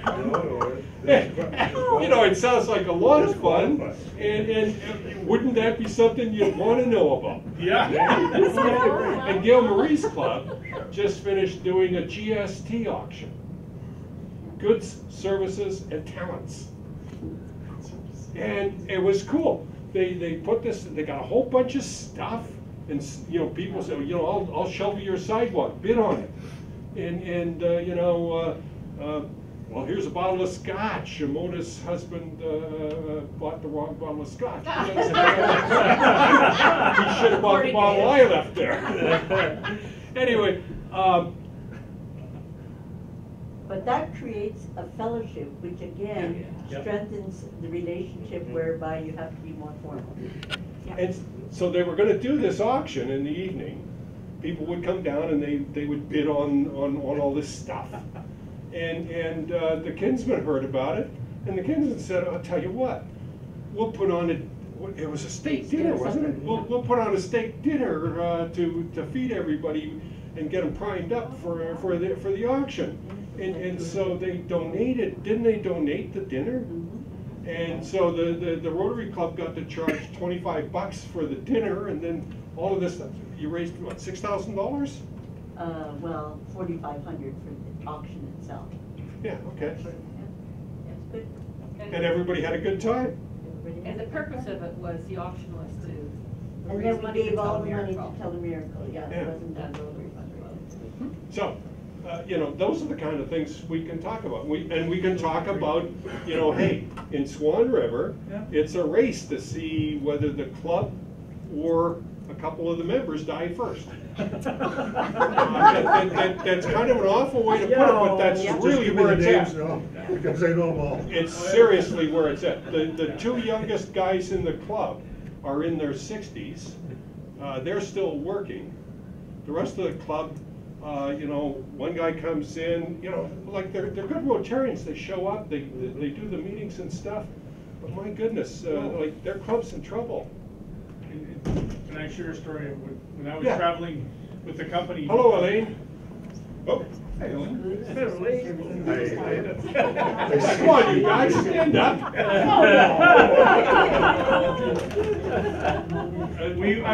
I used to go to called Halifax Bedford Club, and the first time over the time I worked as an internal auditor for the company, over 10 years, the first year I was there in Halifax, I went to the club and they had about 40 members. So then my role changed and I didn't go there as often. And so the last time 2 years before I retired, I was in Halifax, so I said I want to go to the club meeting. Well, they changed where the club was meeting from a public location, and it took me a while to track down where they were meeting, because I actually had to phone to the downtown Halifax club to find out where the meeting. They moved their meeting to a retirement home where they all lived. The club doesn't exist anymore because basically they cut themselves off from the public. So, do you want to take a couple more? We're supposed to be on break now. Do you want to take a couple more minutes to, or should we break? Can I have the floor just for a second? Yeah, you absolutely Okay, can. just as the treasurer and having to read some of these expense reports, I am working on trying to get a fillable report so that you can do it on your computers. But at this time, it is still one where you have to download it and print it. We tried working on one that was fillable for Ken, didn't work too well. PDF came through though? Yeah, the PDF did on the third try. Yeah. But when you fill it out, please do not use cursive, because not all cursive is readable. What is cursive? Cursive is writing instead of printing. Please print and print clearly and legibly. Most of you, it's not affected, but the ones that have to do these trips to the faraway places always give me reports, and half the time I can't read them. Half the time Elaine, who is the current president, district governor, can't read them. And if we don't know what it's for, we're not going to approve it until you tell us what it's for. Okay? So please be legible in what you put on your reports. So you want the Expense reports. When you're submitting for mileage, Okay. I need to be able to read it. Cheryl, I get that, and I was really frustrated with the form. I think the form could use a lot of cleanup, but anyway, I was frustrated because I would have to print out, I'd print the thing on my printer, then I'd have to print my expense stuff, and the spaces were really tiny. Yes. And then I would have to scan it and send it, and usually it got to look like a piece of crap by the time it went. So I took that thing and I put it in, I built it into a Word document, and I fill the stuff in, and I'm able to send the Word document. The only problem with Word documents is they do not have an automatic column add. So I have to double check everybody's adding mistakes on a regular basis. Oh, so it would have been better if I built it into an Excel spreadsheet. And that's exactly what I'm going to do, is build it into an Excel spreadsheet and then try to convert it to a fillable PDF. And Okay? so, just so you know, Ken, cursive is not using a bunch of Fred words, okay? I've heard some of those words before. That I would have understood. Yeah, well, Fred's a four-letter word as well, and it starts with F. So just, if you want to, do you want a break, or do you want to, I can talk for a couple of minutes as an example of how we would kind of change the AG meeting thing. Malcolm and I, as he said, we went to the Swan River Club. And we knew we had a challenge, and while we're having breakfast, there was conversation going on, and I was overwhelmed with the amount of negativity. Every time somebody said something, somebody else had something negative to say about it, and it was crushing. Am I wrong? Oh, yeah. You know, I felt like I was back at home. You know, not home now, but home when my mom was orthopedics. And so I started the meeting by I turned to the Jack, who was sitting on my left. I said, "Jack, why'd you join Rotary?" And he told us, you know, it was mostly family connections, and it was the thing to do, and he liked Rotary and liked the idea of giving back. And so went across to the fellow across from him, and then went all the way around the table, asked everybody why they got into Rotary, even asked Malcolm because he was there. I was a little surprised as a guest. I would have thought that somebody would have asked me, but they didn't, and it didn't matter because it wasn't about me. So we carried on. Then I said, okay, what has Rotary Swan River done? And so they gave me a list of really nice projects. You know, they built some really nice walking trails, some exercise trails, hiking trails, a bunch of other stuff that I can't think of off the top of my head right now. And I said, okay, so what's a compelling reason for somebody to join Rotary? And I got some pretty blank stares. So I said, you know, I really believe that you have to have a compelling reason for somebody to join a club, especially now when young people are so busy and there's so much stuff and there's so many things to do. You need a compelling reason. Well, Barry Rassin, our president of Rotary, has asked us to look at each club doing a significant transformational project. One of our district goals in our strategic plan is to solve world poverty, and many of you heard me talk about that a little bit. But that's a pretty transformational project. And certainly you're not going to take it all on at once, but you can take on a piece of it. So I talked to them a little bit about that. And said, you know, and the other thing I talked to them about is PTS. What's the problem to solve? And they said, well, we need younger people. And I said, well, yeah, okay, that's going beyond what the problem is. You're talking about how to solve your problem, but you're not talking about what your problem is. And their problem is they don't have a compelling reason for somebody to join. And if somebody does join, they're going to be overwhelmed by the negativity. So I talked to them a little bit about, you know, we certainly, the older we are, the more we were brought up with negativity. And I talked about that initially. So you've got to think of, every time that negative thing's about to come out of your mouth, what can I say about it that's positive? You know, I complained to my wife once when I got off a WestJet flight from Phoenix to Calgary. I was livid because I thought somebody from WestJet should have stepped in, because I had an aisle seat in the exit row. And the two women that were occupying the seats, the one at the window was for sure over 500 pounds. And the woman next to her was for sure over 400 pounds. And I appreciate, I'm not upset because they're large, but I'm upset because they can't get through the exit window. They took out an exit row, and I was really upset about that. I wasn't going to deal with it, but WestJet had the responsibility. Anyway, I was complaining to my wife, you know, they should have done something. And she said, you know, Fred, there's something positive about that. And I said, what the hell can be positive about that? She said, you worked in the middle.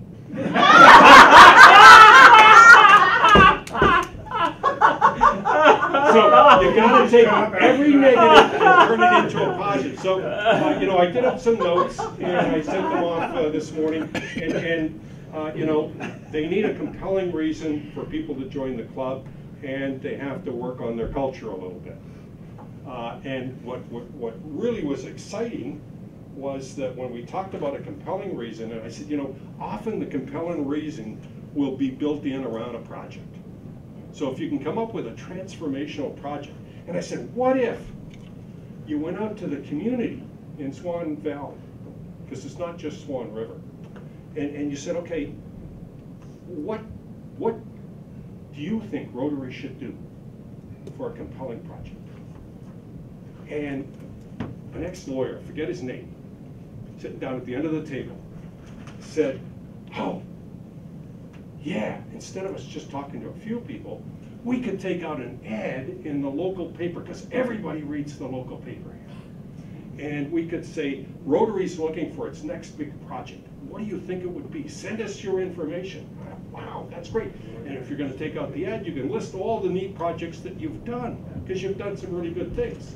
And that can get some people really excited about getting involved in the project. And then when you pick a project, you're going to at least have the people that like that idea are going to want to get involved in it, and you might get some members out of it. So, anyway, it's break time. And somebody else is taking over now, aren't they, Ken? Yeah, I'm up after the break. Cool. Yeah. To improve our AG meetings, do less time on talking about what's going on with the clubs and talk more about issues and exciting things that are going on. Is that a fair recap? Yeah, pretty much. And one of the things that I'd like to work on in the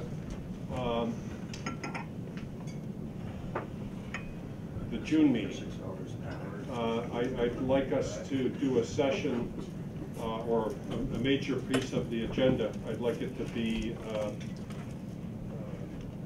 talking about what we think are the expectations of an AG should be. Are we good with that? No. Cheryl, you wanna jump in Yeah. and beat us with the ledger? Yeah. This year has been a very challenging year for trying to get people's money to them. AGs, vendors, whatever. What we would like to do is go to an electronic payment method so that people can get their money in a more timely fashion. Is that a positive for you guys? Okay, now the only negative side of that is we cannot do email money transfers. We have to do electronic fund transfers to each of you. So to be able to do those, you have to give me your banking information. Are you comfortable giving me your banking information? So that the way it is set up. Deposits, as long as you're making deposits. Yeah, the way it is set up is I cannot take money out of your account. I can only deposit money into your account. Are you agreeable to that? Absolutely. Okay, so. Do you need anything from me before you deposit? Well, the district governor is who I'm going to designate as the second fob. So what it is I will have access to the first fob, which will put in the expense payment. Once he has access to the internet, then he will approve it. Once he's approved it, your money should be in your bank by the next morning. Okay? If for some reason, once we've sent you an email to say your electronic funds have been transferred, if you don't receive it in a timely fashion, say like within 2 days, let me know so I can follow up with the bank. Maybe somehow or another we transposed an account number and we'll get it fixed. Okay? Thank you. RI works that way, and it works great. If they can do it out of the States, out of Chicago into Canada, we can do it within Canada, you would think. They can do it just on the difference with the exchange. Yeah. So, I don't want to bore you. Okay, don't. But no, so I want to know from you, what would be most helpful? How many of you get into My Rotary and access reports for clubs that you're responsible for? I can sometimes I can't get. Sometimes you can't get in there? Okay. I sent out yesterday to you the membership termination profile for our district, which I like to use when I'm working with districts or clubs because it tells a pretty important stat. Like I mentioned to you, when we went up to Saskatoon, the Saskatoon clubs were going to merge. And, you know, Ed and Elaine were there, and I put up their member termination profile, and they started saying, you know what, merging is not going to solve that problem. But, I mean, there's a lot of access to club information that you can get off of My Rotary that, you know, is helpful as you're going to meet with a club, because it gives you an overview, how's the club doing? So, for example, I just went in and I've checked how many clubs have set goals for our district for this year. We have 40 clubs that have already got goals in for 2019-20 out of 47. Yeah, out of 47. That's pretty good. Yeah, that's great. I'm thinking. Yeah, I'm thinking that's really good. I was surprised it was that high.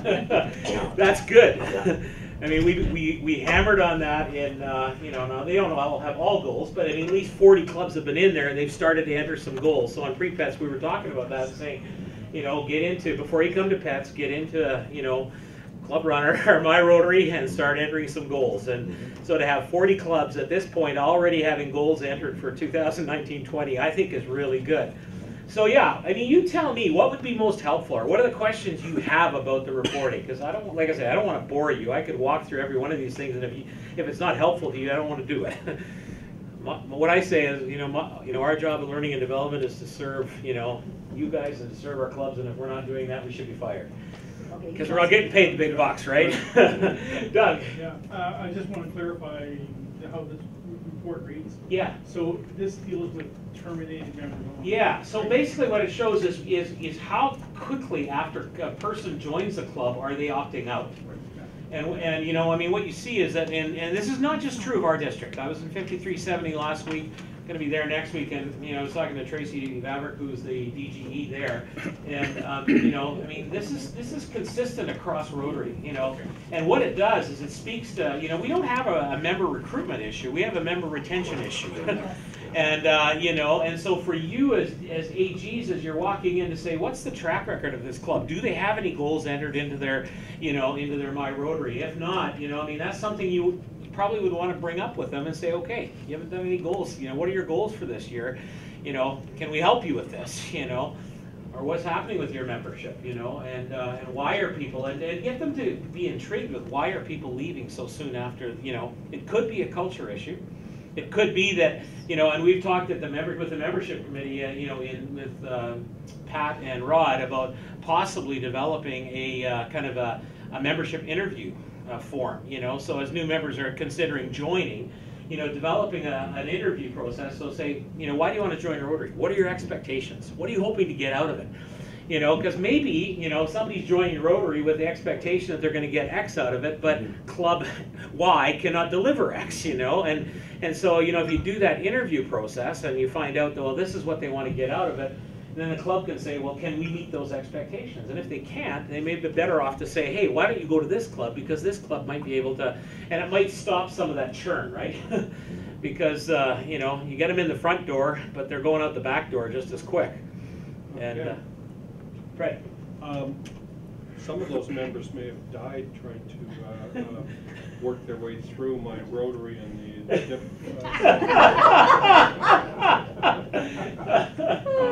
I've brought this up when I've been in the different training sessions. I keep hearing all the time, well, we know it's slow, but we know it's difficult to navigate, but, and I think as our zone rep, maybe they'll listen to you because you're less of a shift disturber than so I learned in Rotary that we have to get our shift together. So maybe you could talk to them about if they know that that it's not as good as it needs to be, maybe they could invest the money to fix it. They're working on improving it. It's come a long way. I mean, you know, it's I mean, it's still a challenge. It's still not as easy as it could be, but they've come a long way.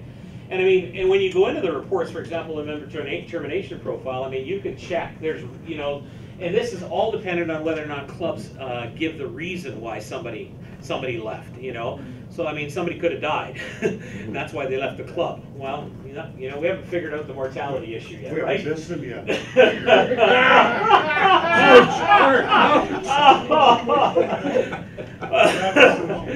And you know, you just hit something, Art. You know, when you're sitting around the table and somebody that you're used to seeing reasonably frequently at Rotary, and they're not there for a few weeks, pick up the phone and call them. Hey, how's it going? You know, I found out that somebody was really, you know, kind of sick and stuff, and we didn't know about it. And you know, if you're away from Rotary for a number of weeks and nobody calls, nobody writes, how do you feel? Oh yeah, we just mentioned it because Evelyn, the lady that serves us every week, she had the surgery, and nobody visited. No, she wasn't there, and then somebody else took her place, I guess. Yeah, somebody else took her place, and I run into her after she got out of the hospital. I says, "Oh, I missed you." Now, I think I did know that she was going in for surgery, but I didn't realize that she was back. He says, "Well, nobody from the club stopped." So I brought it up right away to the club that meeting, because I was, you know, nobody stopped and talked to Evelyn and told them. Our clubs used to have, many clubs had a membership, well, not it's a fellowship, a care that made sure that they knew why the member wasn't there. They're getting club members to sign sympathy cards, get well cards. We haven't done that for years, which tells me I'm just a dinosaur from the past, because that whole thing has changed, and yet we still have a lot of dinosaurs in our clubs that we forget about. Well, it's sort of like when you were dating, you know, they don't call, they don't write, you know.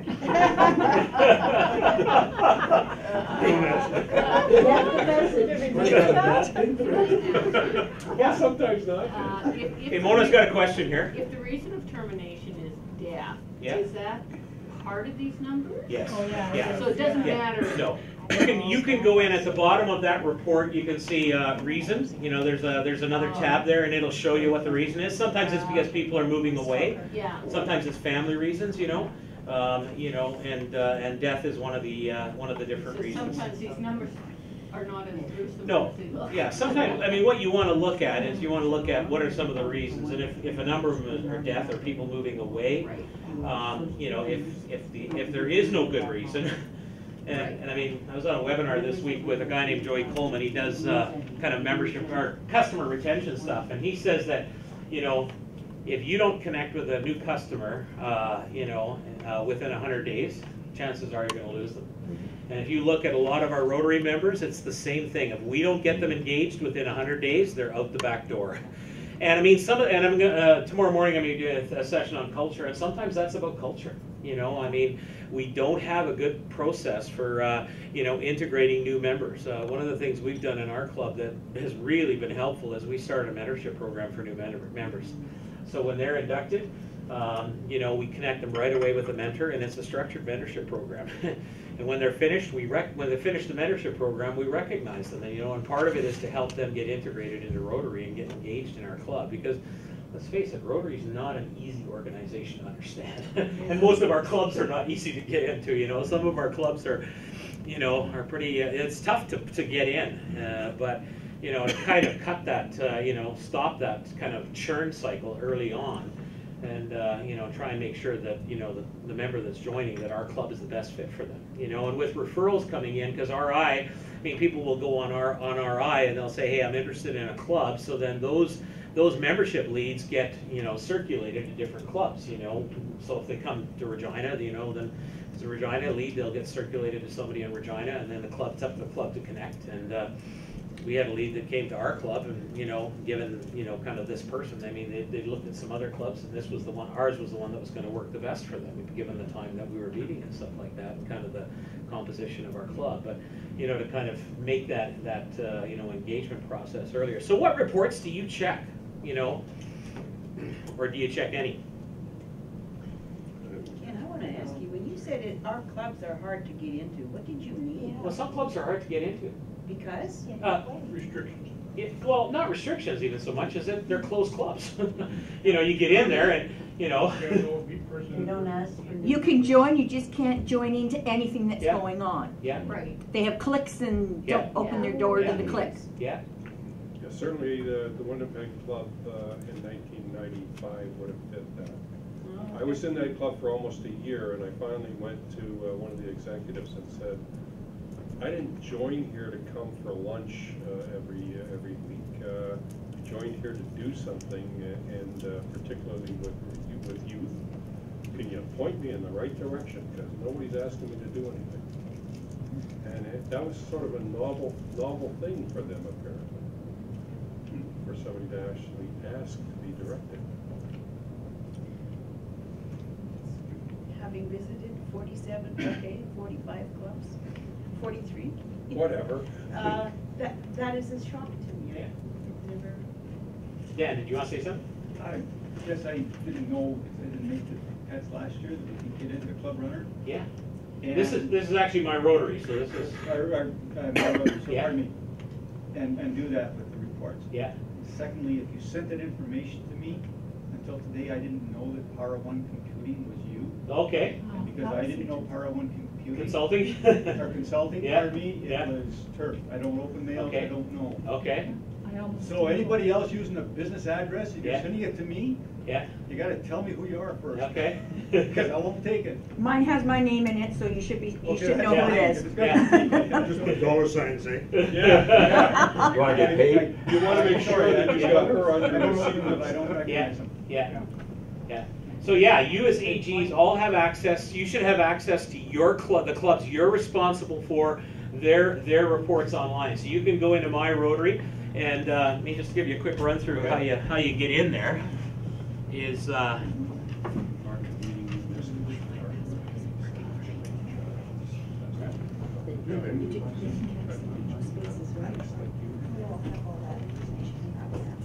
you have that information? Yeah. Oh yeah. But it would be good. It's all in your packages. So Ken Krebs put together how do you get into my Rotary? So yeah, I mean, there's lots I of. used that. I followed Ken's Yeah. instructions. They really That was worked well. very good. He did Yeah. a really good job. So who's the district membership chair?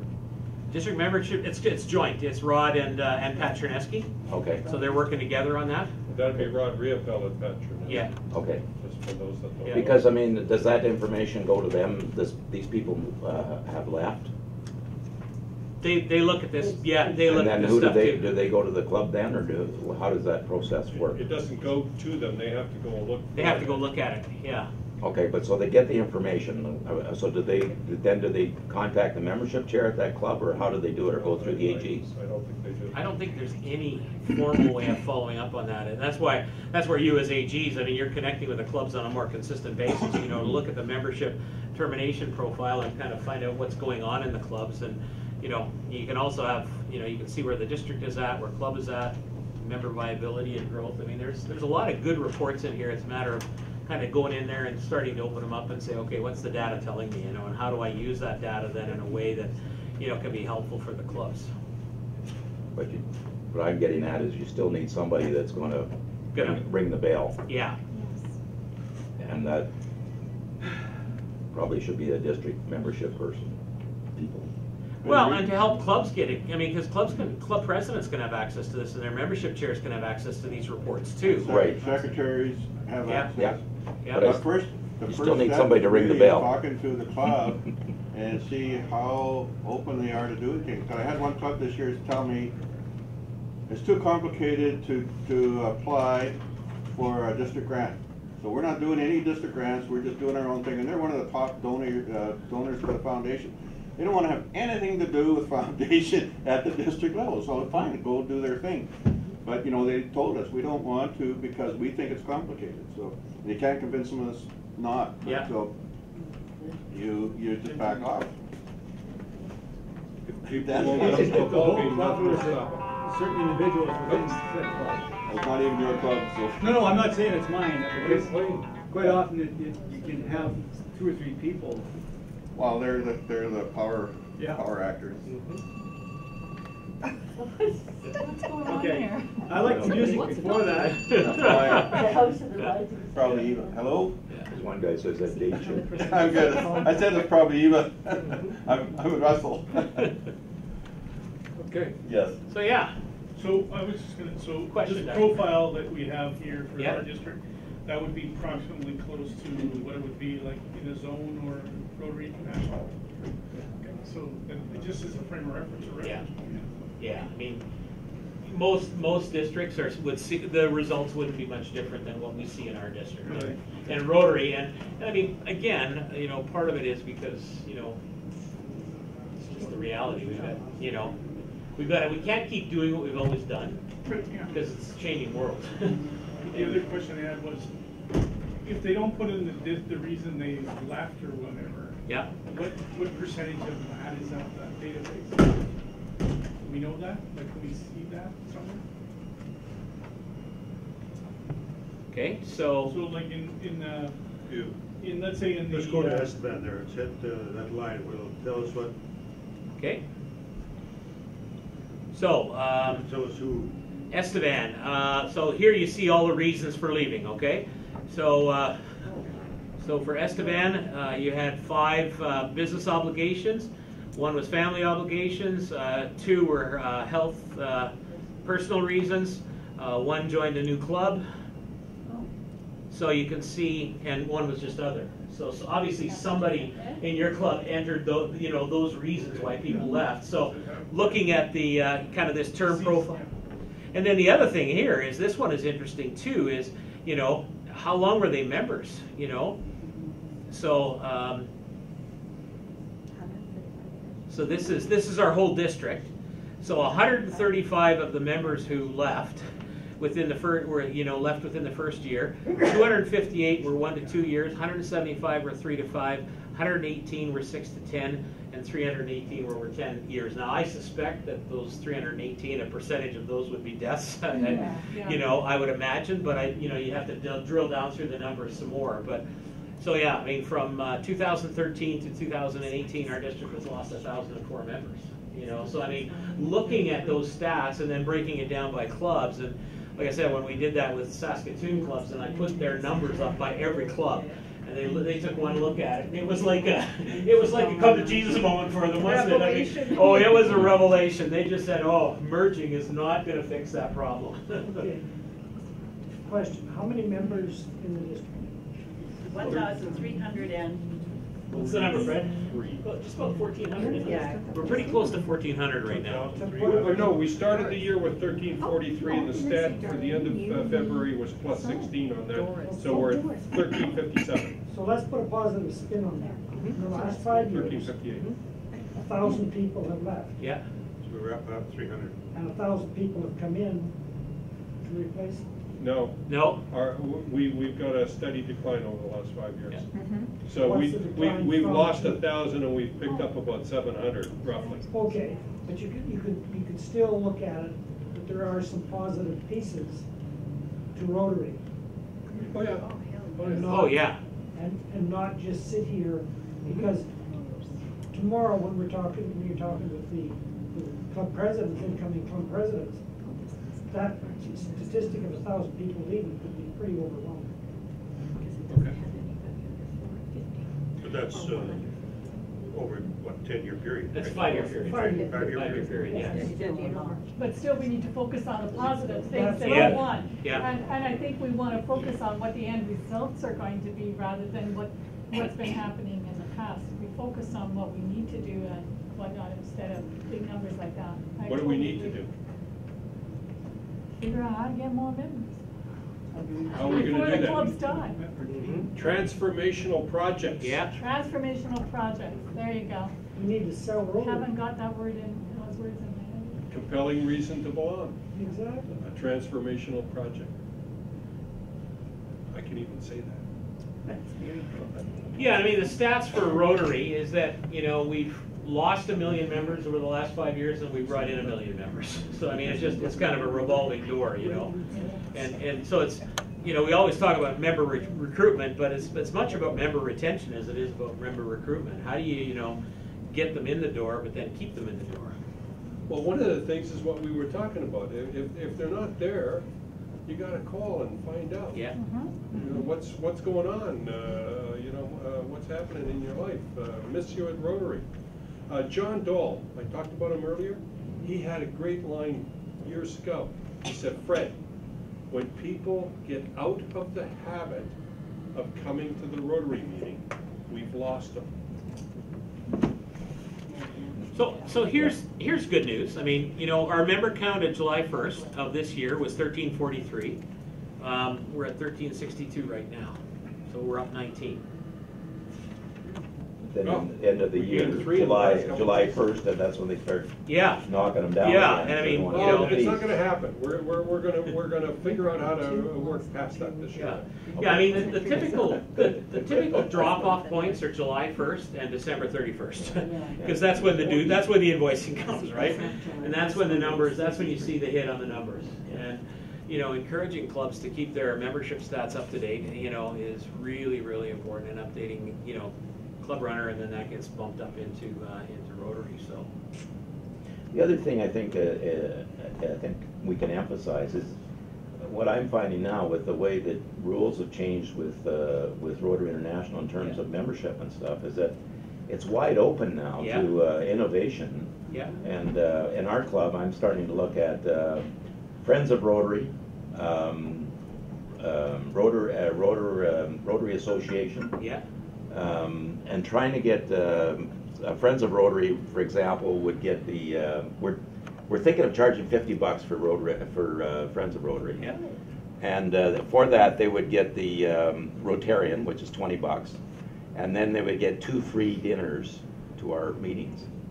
But they would also get all our minutes of our meetings. So we have most clubs have pretty good guest speakers. So if you have somebody who's pretty good at taking the notes and stuff, then you could send them an email, and then you start to find out who's interested and who's not, and then also from that you have events coming up which you announce, and then you look for volunteers, and maybe it's a way of bringing people in. I'm going to try that and see how that works. And then the other thing that we're looking at is corporate membership. Yeah. And there it's a case of going, I see myself going to a company and saying, okay, we'd like you to pay double the fees for corporate membership because we have couples in our clubs that are paying double membership. So a corporation shouldn't get anything below that. They can put in 4 members. What I'm thinking of is for the couples that belong to our clubs, they would name alternates, which I call Rotary Associates then. And so if you're in one of the people that go south for the time in the winter time, you could name your daughter or somebody else to fill in for you. Yeah. And then this keeps the numbers up for the meetings for the club. Yeah. And potentially can bring in some more people. But it's things like that that we can do now. Yeah. That we were hesitant about doing in the past. Lots of flexibility in Yeah. terms of, we talked a lot when I was down in Evanston in February for zone coordinator training, and lots of, diversity of clubs, I mean, passport clubs, memberships, corporate memberships, and actually Rotary is considering having a global membership where you could join Rotary but not actually be a member of a local club, but be a Rotarian, So they're considering that. So I mean, Rotary's making some changes. So letting clubs know that there's lots of flexibility in the corporate membership. I mean, we have corporate membership in our club, so it's there's two or three people named, but only one can vote at a meeting. And in our case, we'd have 2 because they basically buy 2 memberships. Yeah. The other benefit of being a global member, when you are a Rotarian, and you can go to any club anyway as a Rotarian. A lot of times. In the States, everywhere. Yeah, could be because they want to get involved in a project or a cause that we're involved in, So, but they're, they don't want to, come, go to a meeting on a regular basis, but they support the work that Rotary does and the causes that Rotary supports. Yeah. So they want to be identified as a Rotarian. I call them friends of Rotary. Yeah. So back to the reporting. So, reporting, I mean, what reporting do you look at? I go to meetings in the States. Totally honest, and I haven't used it a lot, so. Okay. Same here. That's my. So do you all have a profile set up on My Rotary? Yeah, I do. So you do. So then you've got access to this stuff as AGs. I went through it, like all Ken Krebs stuff. Yeah. Instructions. It worked. Ken Krebs has done a good job on both Club Runner and My Rotary. Far better than what. What Rotary does? So has Ken Krebs' document gone out to everybody, or just? I think Signe sent it to everybody. If not, I think it's going to be in your packages here. It's in the packages here. It wasn't on. Yeah. I sent it out to all my, well, I didn't send it out to Charles, but I sent it to everybody in my club and everybody in Southeast. Yeah. Why wouldn't I? Yeah, absolutely. Why wouldn't you? Because Ken's done a good job of outlining, kind of step by step how you, move through the process and navigating. Rotary wants everybody to become more involved in the technology aspect. Yeah. They don't want to use the software. Yeah. And they can't follow the instructions. Yeah. I'll bring my laptop this time. And his instructions make it far easier. Yeah. Mine's right there. Instructions online. No, I think it's in your package. Yeah. Tablets, a little easier to send it out. I would send it up, you. No, but I'll scan it. Well, we can get you the digital format. We've got a digital format. So yeah, I mean, if that would be helpful. Well, then I can just. No, that's not the problem. The problem is this thing is too thick. Well, I ended up redid it. Yeah. No, I need to Yeah. get that. But Signe, I'm pretty sure has got the digital copy, and we can send it out because she connects with Ken all the time. So we I can, would appreciate the updated copy. Yeah. I would submit that to my club. yeah. And that would be good for you to send out to your clubs, because that'll, I mean, if we can ramp up, clubs' usage of My Rotary, and even if they start entering goals in there and stuff like that, and make it easier for them to get in there. Because I think, let's face it, a lot of our club members are older, and some of our people, and some of our, and the technology intimidates them, And, for some of us, technology is, we love it. It's second nature, yeah. And especially for the younger generation, I mean, they live in that world. Could Signe send this to all of the club secretaries? Because really, I'm looking at that, and that probably should be my responsibility as club secretary to advise our club how to use it. Uh-huh. Good point. Mm-hmm. Yeah.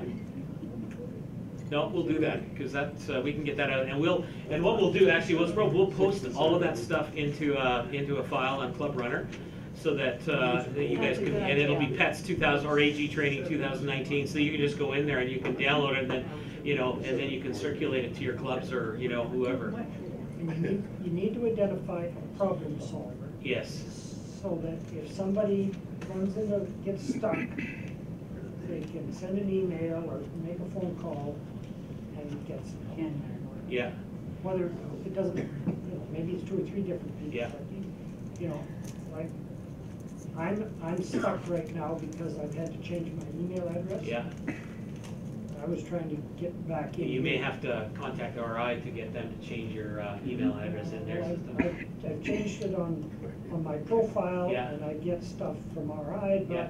I don't know what the hell. You have to change it at Club Runner, and that will go all the way up. All the If way you up. change it at My Rotary, it does not flow We'll down. help you with that. Yeah. We'll help you with that.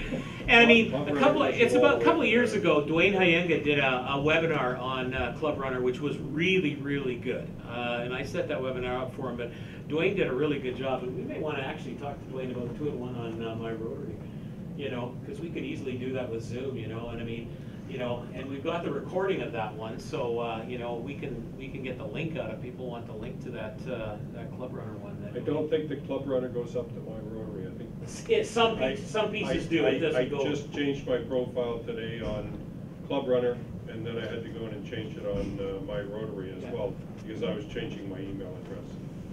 And My Rotary just made a mess out of it. It looked like it wasn't going through, but it appears now that it did. It was ugly. Club Runner was a piece of cake. Give Dwayne a call. Yeah. Dwayne or Ken. Ken Krebs. Yeah.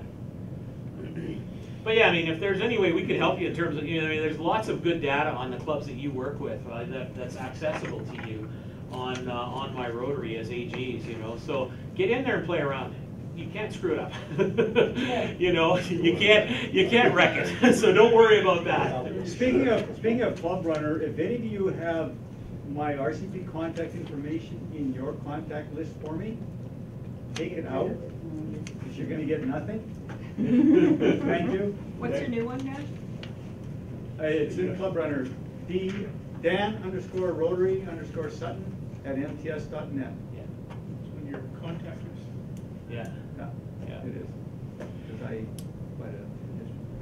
Yeah, and if there's ways from the learning and development team that we can help resource you guys as AGs on some of this reporting and stuff like that and accessing that, just let us know. I mean, we can set up a Zoom call or a webinar to kind of walk through some of that stuff, or work with Dwayne, because Dwayne was really good on that Club Runner one. He explained it in a way that made tons of sense. So maybe we should do it again. Yeah. Like I've never seen it. Yeah. I think we got to move on. Club Okay. health check. Okay. You let everybody hang around too long. Back to you. No, your club health check. No, you are. You are Fred. What's this, Fred? What? Gotta hurry up, eh? We're not ready for that. Okay. So, did anybody do their homework? Which one? Some of it. I did it last year. I didn't redo it. I didn't redo it. This one, the member to arrange profile? The leadership seminar. Oh, okay, this one right here? Right here? This one? Yeah. Okay.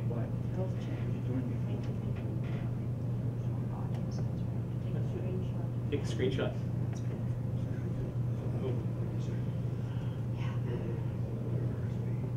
I need your help, Ken. I thought you were doing this, I didn't pay attention. You broke to pay attention? Yeah. Not paying enough for the DG roles, so you can't pay attention? I'm out in left field here. So you guys were all given well, actually, it's our clubs. Yeah, it was The the club club presidents were supposed to do the health check. And so we're going to deal with them on that tomorrow. Okay, so we can skip that one. Well, no, we can't necessarily skip it. Have all of you guys looked at the club health check? Yeah. It's a really good tool to kind of get a handle on, we all like to think, hey, you know, our club's vibrant and so on, and sometimes our thought process is sitting back a few years.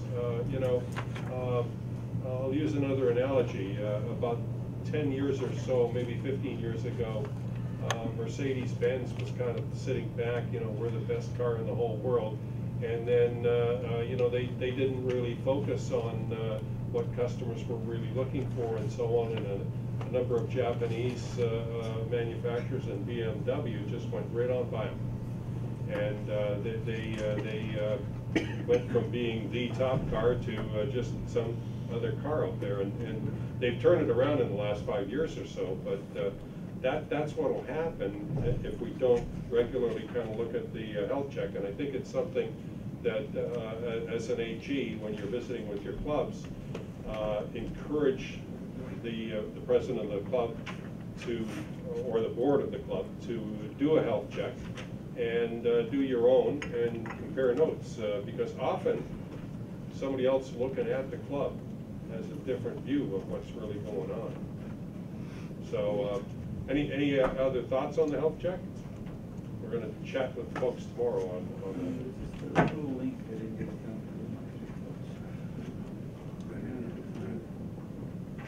All right. Anybody got anything to say about health check? You know, it's a good idea. I'm not a doctor. In this case, you do not have to have a medical practitioner's license. Or rubber gloves. Always. Wear rubber gloves. This is not customs. Hey, I don't work for customs. We wear them at work. I presume those are for washing dishes? You don't want to touch some of the stuff we touch. I'm sure. I'm sure. Yeah, and encouraging your clubs to, you know, to do that club health check and, you know, get members to fill it out and even sit down with somebody who comes to visit their club and get their feedback after they've been to the club once, you know. I did that with Mitch, who's our president now, when he came and joined our club, and he was 23. So I said, I was president, I said, Mitch, let's have coffee. So I sat down and I said, so why do you want to join our club? And what was it like for you as a 23-year-old to come to a club that's almost 100 years old, you know? Got some really good feedback, you know, and found out why he wanted to join Rotary. And, you know, he wanted to grow as a leader. Got him involved in one of our committees. He went to be chair of the committee. Mitch, do you want to become president? Yeah, I do want to become president, you know. And so, I mean, you know, get your clubs to get feedback from people who come for the first time. Tomorrow I'm going to show a really funny video in the culture piece of how often unknowingly we exclude people by the way we do things, because we've been at Rotary forever. We know what all this stuff means, but to a first timer, try to imagine what it's like to come into Rotary. I remember the first time I went, I heard all these acronyms, you know, and you have no clue what the heck they're talking about. What do these acronyms mean, you know? And, you know, what's the four-way test? We'll teach you those right after we teach you the secret handshake. Yeah. What's the initiation? Number one.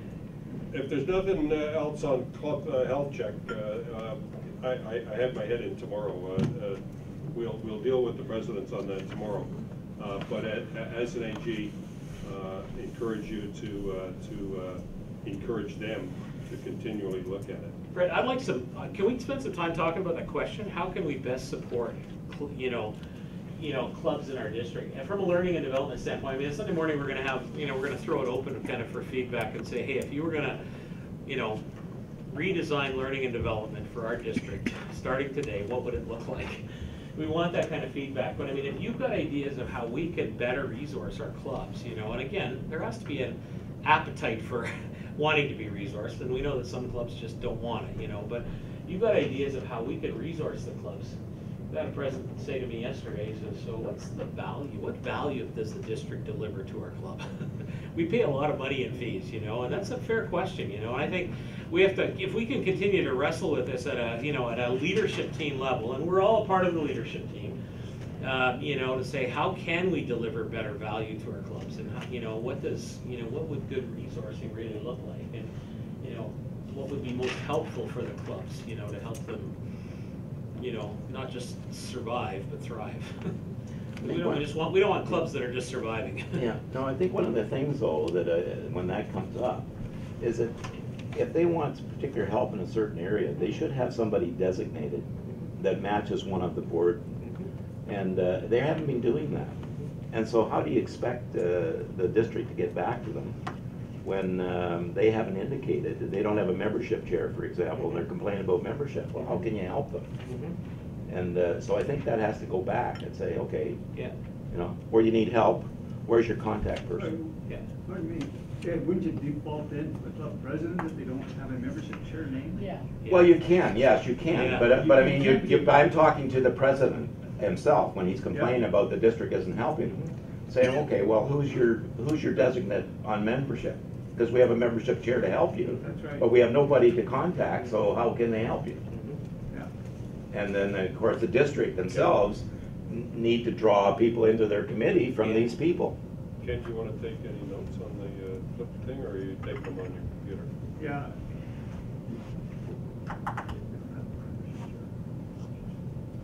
I mean, the same thing with PR, and, Yeah. you know, there's a whole bunch of things that, you know, you have a PR person, he's sitting there and say, well, what do you want me to do? Well, contact all these clubs. Well, talk to the president, I don't need that. Okay, fine. Well, you know, Ed, there's some clubs that are small enough that they don't have somebody to fill every role. No, that's true, but they must have specific areas that they need help in. So if you don't need help with membership, you don't have a membership chair. But if you do have a membership problem and you don't have people standing up and saying, I'll be the membership chair, Yeah. then that's another issue, Yes, right? yes. I mean, people in my club are wearing a lot of hats. Yeah, yeah, We do have a membership chair. Yeah. yeah. Yeah, and this club has a membership chair as well. But I'm just saying is that as a district, you're supporting the clubs, but if the clubs are not naming people for that person who is the chair to get a hold of, because tomorrow when you're talking to the presidents, I mean, they're gonna get bombarded by all kinds of stuff, so you have to have, you can still copy them, but the guy that's supposed to do the job has gotta get the information. The Rotarian who's going to do the job. Well, that's right, yeah, I mean, yeah, okay. Good catch. Okay. I was thinking of the person, but the Rotarian's good. Yeah, it could be a friend of Rotary. Yeah, it could be. So do you guys have any thoughts right off the top of your head as to what some of your clubs might want help from the district on? Or need help, even if they don't want it. Well, that's right. I think number one is still membership. Yeah. I think even if they're not looking for it, I've always tried to talk to them about membership, because I still think it's the driving thing for, you know, just like any kind of business, people leave, you have to replace them, and it's a continuous churn, and that's what we have to be cognizant of. You know, I agree with the whole thing, you know, you have to retain them if you can, but Yeah. what happens is people's lives change and stuff like that. So what we've always tried to do is when people leave, you know, we try and say, well, you know, when your situation is better, you're more welcome to come back and stuff like that. But like in Portage, we get a constant transfer of people. Yeah.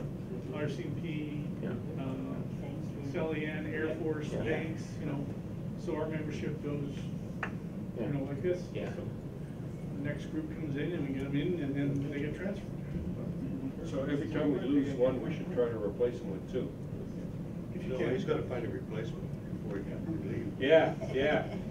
Yeah, that'll work well. Yeah, I tried that, it didn't work. Then nobody will join. Well, the other thing we saw in pre-pets, because we asked a couple of survey questions, polling questions. One was on succession planning. Most clubs do not have a formal succession planning, you know, and so then they get into trouble in terms of filling the gaps with leadership people. And I mean, part of what we're seeing is that more and more clubs are going to two-year presidencies, and some of that's out of necessity. But you know, developing a more formal succession planning process for clubs seems to be something that's an issue. And if clubs do have a strategic plan, they're not reviewing them very regularly, and it's not driving their. Carla. I have a question. Yeah. Yes, the clubs need help in membership. Which club in the district is doing a bang-on job recruiting members? Which club? Yes. keep it. That's the people that- Certainly Dryden. That's likely one that wants to, Dryden is, should be talking to the rest of us about how. Sharing best practices. Certainly Dryden. When I look at this one report here, they all seem to be in the same position. that Yeah. We're not gaining membership, we're losing, and Yeah. certainly the report was there, we're doing not too bad, but going. But we need somebody from a club that's doing good. That's at it. figured it out. Teach to give us some point, the rest of us some point. Off the top of my head, I would say Dryden's probably number one, and that's not looking at stats. Kenora's been growing for a couple of years. There's another one And well, certainly in Kenora's case, it has a lot to do with transformational projects. We just finished, our Splash Park Committee raised $600,000 in 3 years for Splash Park. It got the attention of the people in the city, and we've had people who joined because they were excited about that project. And now we're working on the child poverty with the weekend backpack program, and we've got people that are joining Rotary because they want to be part of that. Dryden's doing a backpack program as well, and Dryden raises over $100,000 a year from Radio Bingo, and most of that gets spent on things that involve poverty. And Dryden, I think Dryden is the bright light on membership because they're in a population base in the city of about a little over around 5,000–6,000 people.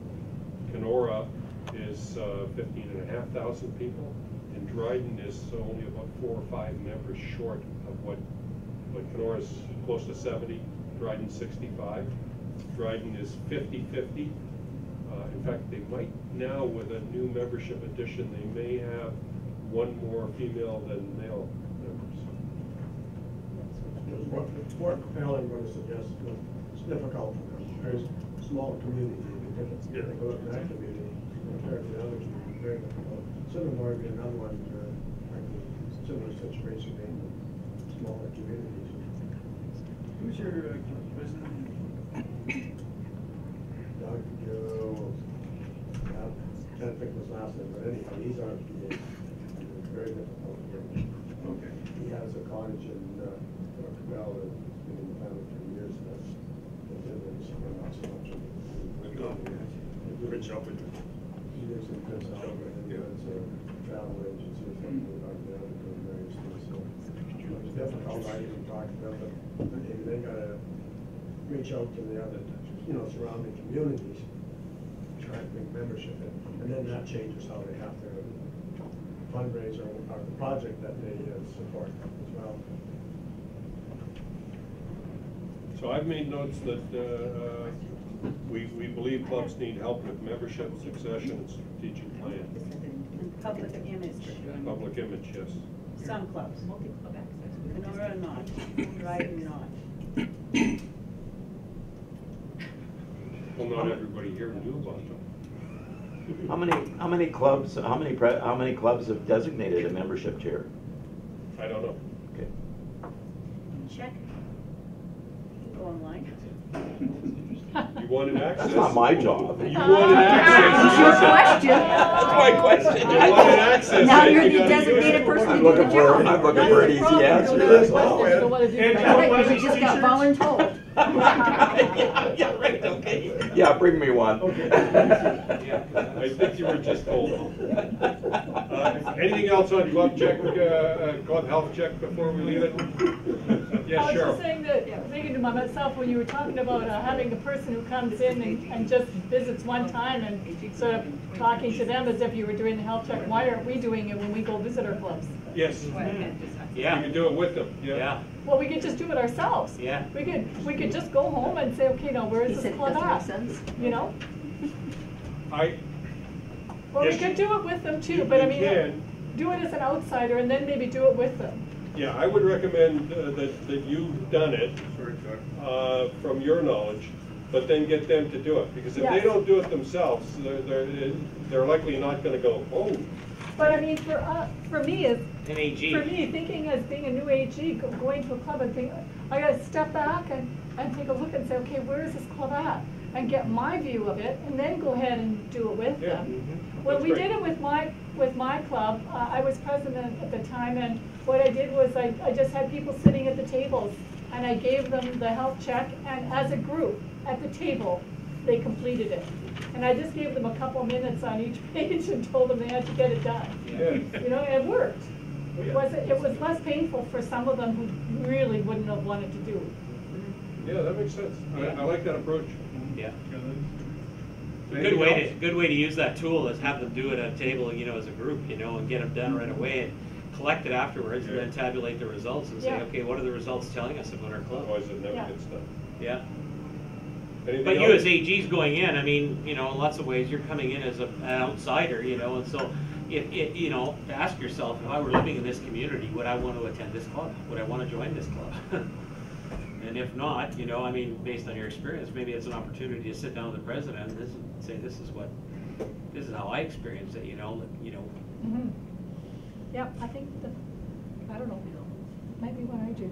Are you ready to move on? Because I have to meet these other people. Strategic plan. Haven't been to these other clubs yet. The goal one is to eliminate child poverty in our district. In touring around to the clubs, I would suggest that almost every club that I've been to is doing something regarding poverty. Some clubs are doing some things more specifically. I'm aware of one club that has started a weekend backpack program because they did an inventory of who's doing what in the community, and found out that there were a whole bunch of people doing stuff, and so they called a meeting and got everybody together and talked about what holes Rotary could fill. And it turned out that while we were supporting the nutrition programs at the school with breakfast and lunch and snacks, somebody said, what happens to the kids on the weekend? And there was kind of a So the weekend backpack program gathers together nutrition according to a specific outline. It gets packed, Rotarians go out and buy the food, pack it into plastic bags, give it to the staff at the school. The staff know who students are that are supposed to get the bags, and they put them into the backpacks while the kids are in class, so that nobody gets singled out as the poor kid. And so it's operating in other centers, and I'm aware that both Dryden and Kenora are working on that. I had some other notes in the report that I made the other day, and I... You're fading. We can't hear you anymore. Oh, that's okay. They're probably feeling good about that. Anyway, there's a lot of things being done in that area, and it's follow up to what we did earlier. I think if you can encourage clubs to look at a transformational project regarding child poverty, you're going to get people excited about being part of Rotary. The second goal is to increase our membership. I think it's the second. Anyway, increase our membership by 10%, so that's about 3 members per club. You can see from the stats we're a little behind that, but I think that we're building momentum, and I believe that we can carry that momentum through the end of the year. The public image, we haven't gone anywhere on public image. We're working on getting a working public image committee at the district. We've got 2 people who have agreed to be members of it so far, and that's Ken Singer out of Melfort and Vic Dubois out of Saskatoon. And I'm talking with one of the presidents, one of the people attending PETS this weekend from Nipawa. I'll be talking with him to see if he wants to be on the committee, and I've got a couple of other names to follow up. We're hoping by the time we finish this year that we will have an operating public image committee, and then they can start working on public image for the district. I think that the main thing that we need out of public image at the district level is somebody who can help clubs if they need help in public image. And the other big thing we need is when we have district programs and so on, the public image committee can make sure that our clubs know about it. They can advertise what we're doing at the district when we're coming up with an assembly and a district conference. I think we're having a district conference soon. The public image team can help publicize that to our clubs. The World Community Service are working on their piece of the plan, and the other thing is for us to build effective, it's lost. I was supposed to have my computer here and I left it in my room, I'm sorry. Anyway, we're making progress on the strategic plan. Any questions?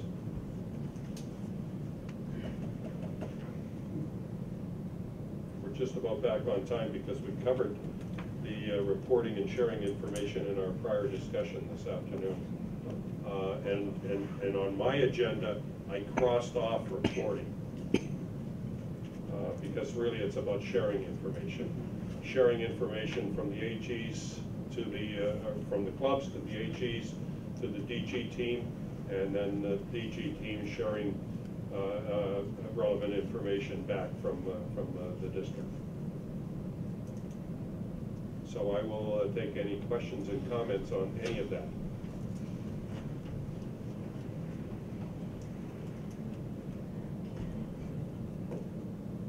I would like to encourage next year's board to continue to send board minutes, whether they're read or not, to the clubs, and to the AGs for sure, and to the presidents perhaps. I don't know if they have time to read it, but share it so that, because one of the, some of the clubs have been complaining that, you know, they work in their own community and they really have nothing much to do with the district. The district isn't part of their Rotary life.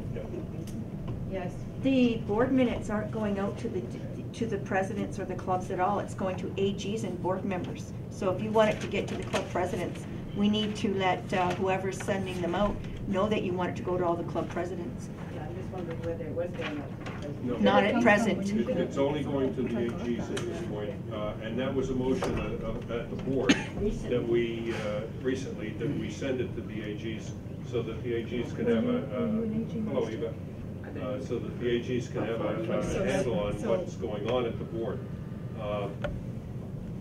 We would have to have another motion at the board to send it out also to the presidents, and so I compliment Elaine on getting the board to send it out to the AGs. Joanne mentioned when she came in, wow, this is really great to get the board minutes and find out what's really going on. I actually read all the reports.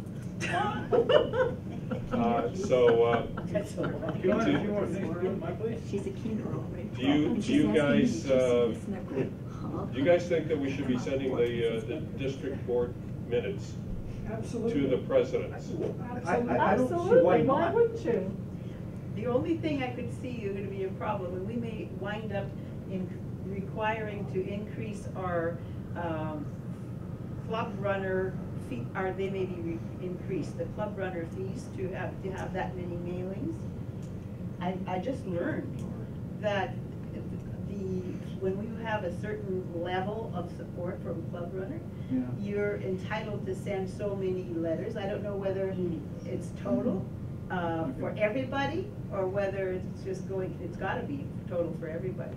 But that we may need to explore that. Well, instead of. Not a big deal. No, but instead of spending money that way, and the AGs can just send it out forward to the clubs that they're responsible for.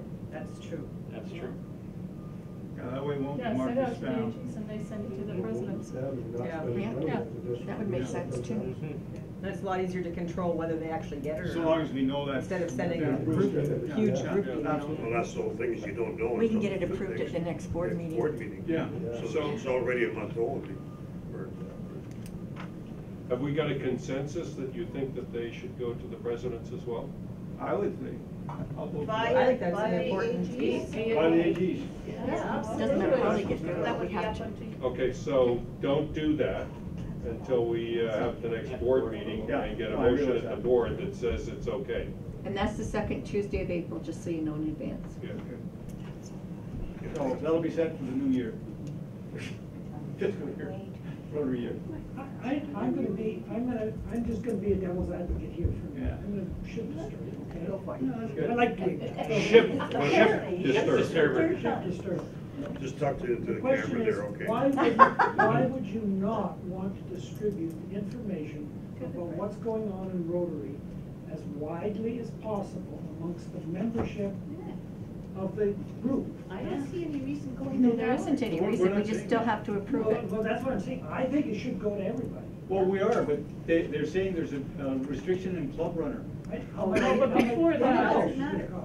I don't think that matters. Yeah. Just give us permission to send it to our clubs. Right, we'll after Clubs our can send it out to their meetings. membership. Yeah. Yeah. I'm not necessarily in favor of spending more But money. you do need board approval to do that. Yeah. You do need board approval. Well, Bob? Because they're board minutes. So the board has to vote on that. If I happen to be, the board, where does the board the meet? members. Is Just the board remember meeting that on sometimes at those meetings, we have confidential stuff Yeah. being discussed. Yeah. And that is the concern. Okay, so those But- things are but in it- camera and they don't go out in the minutes. It's legitimate to have in camera certain Yeah. things removed. Exactly. Yes. But Yeah. all the rest of that information should be public. And I don't have a problem with that, but what I'm saying is, never ignore process, Oh, okay? Elaine, you work this out, you've got a few months left. So, the process is, we need to take it to the board to have the board approve it. I think there's a possibility that somebody could speak against it at the board, but the board needs to approve it. Okay, so I have a question. If I decided that I wanted to attend one of the board meetings of the district, am I able to go? Yes. I would say so. So then why couldn't I have the minutes?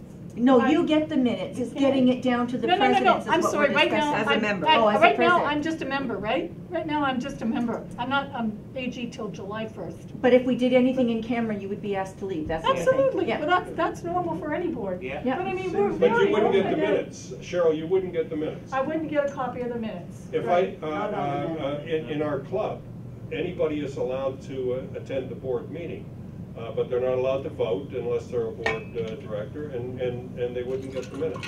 But the process, but the purpose of the minutes is to provide the people who are doing the jobs information on what they're doing, right? Well, That's the it's- purpose of giving the minutes, so that you've got, you know, That's one John's gonna purpose. do this, and Peter's gonna do that, and this is where we're at, kind of thing. That's one purpose. Okay. The other purpose is to record Yeah. what actually happened, because there's liability involved in everything that we do. Yeah. And so you need that recorded. And so, while I think it's a good idea to get the information from the board out as broadly as possible, it's possible that our board may, and we have a legal representative on the board, and they may say, hey, no, you can't do that. And if that happens, then my solution would be what I did with the Kenora Club. And that is that, some of us thought the board minutes should go out to everybody. And the question, well, some of the stuff's confidential. So what we do in the Kenora Club is that I do a board recap. Yeah. And we don't include who moved and seconded, it's just a recap, this is what happened at the board. So if the board decides that we can't do the minutes out to everybody, and there may be good, reasons, so I'd be prepared to look at figuring out how we do a recap. First thing you gotta do, it's almost the majority of the board here, so we know what we're gonna talk about, we'll tell the others. But I'm assuming that you're gonna take it on to read our bylaws, because because we're an incorporated body, we're a legal body, so first thing we gotta do is read the bylaws. How many of you read the bylaws? How many of you have even looked at the manual policy and procedure? I have. Yeah. I still have nightmares with that thing, but, you know, we need to, I those two sleep well. documents are how we operate. So in order to make the change, does our bylaws allow, what does it allow to happen from a legal point of view? Yeah. I think in the interest of a club, we probably don't want the minutes. Well, we want that recap. We want to know what happened at that board meeting. But we don't necessarily need the minutes, like who put the thing forward and, you know, and all the voting, and that's just extraneous stuff. Well, and a lot of club presidents get inundated with Rotary email already, so this is just one more thing to fill their inbox, and, you know. Yeah, but they don't get much from us. Pardon me? The presidents don't get many emails from us. No, but all of us get a lot of emails from RI, we get a lot of emails back and forth from the board, you know. Anyway, I agree with Bob. Well, yeah, That's my hesitation on saying, hey, we're gonna do that. I won't tell you I'm gonna do something unless I know I can do it. And here's At another this point, I don't know that I can do it Well, but without board we're approval. doing what I set out to have us do. We're talking about it, Yep. and we need to look at it because there's too much information that should be disseminated. It's not getting out there, and you have all kinds of people wondering what's going on. Well, and you know, Elaine, the district governor does a monthly newsletter that, you know. Very good job. And you know, only 40% of the people in the district actually open it. Are we up to that much already? Well, here's a way we could do it. Maybe we include in the district governor's newsletter a recap of the board meeting, you know, and put it in there, because that doesn't generate another piece of information. And when I sit on our condo board, and we put out a newsletter and to the owners in the condo, and every newsletter has an update on the board, you know, a board update, you know, and we could do that in the DG's newsletter, you know, because it is relevant to the district as a whole, and you know. We would be who? Then you could say, well, it was in the newsletter. Again, I think you still have to cover up the legal liability. Yes, absolutely, absolutely. But that would work too, but you're still only gonna get 40%. But those are the 40% who want to read it. Yeah. True.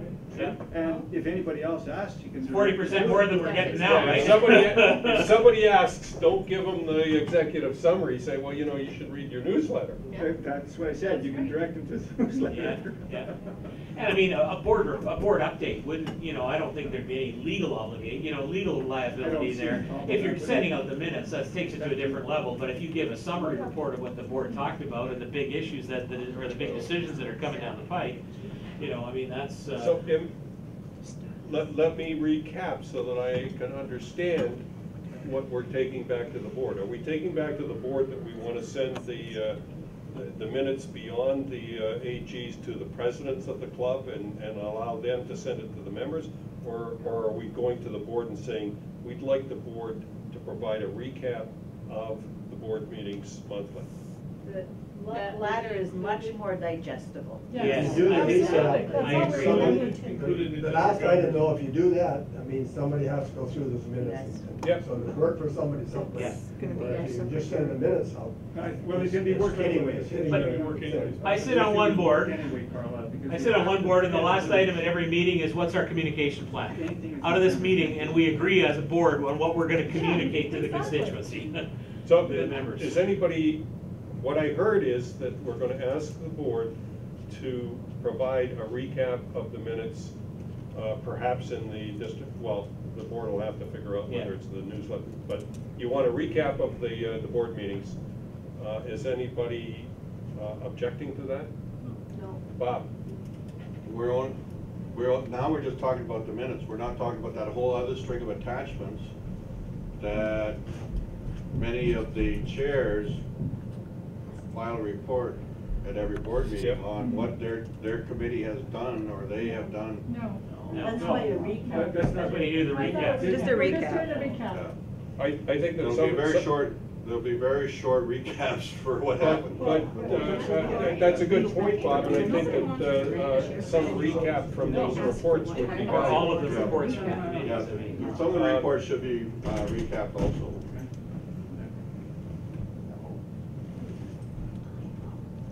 Okay. Cheryl. Are you If we're guys done having- hugging yet? No. If we're having a discussion about the recap at the end of the meeting, could we just not ask the chairs what specifically they want from their reports to be included in the recap? Yeah, and I think for the most part, most of the reports could be included with the recap. Yeah, because there's really the only person who sometimes has some issues is our legal advisor, and he would say, no, don't put any of mine in anyway. Yeah, exactly. So we'll take that back to the board. Are you guys liking what we're doing here today? Yeah. Is this too informal? No. Actually, pardon me, I missed the last two as an AG. They were way better. Well, when I was here as a president-elect, I find this a whole lot better. Yeah. Yeah. Okay. There's more information flying here today in 4 hours. Yeah, sorry. No? That's my observation. Thank you for your input, Dan. So, any questions, evaluations, break for dinner, Yes. evening Yeah, that sounds good. plenary Can I say one more thing, Fred? This is Yes, ties into please. PI, public image. This is kind of the wrap-up of our meeting, guys. So, if you go on the Rotary website and type in People of Action, Rotary has come out with a new photo app. So, you know, you can tell your clubs that if they're taking pictures of club events, and then there's Rotary templates that they can, you know, superimpose on the pictures. So together we connect, together we inspire, together we end polio. You know, so RI is really stepping up the game in terms of some of the public image stuff. So I'll give you this web address. It's www.poaphotos.com. poaphotos.com.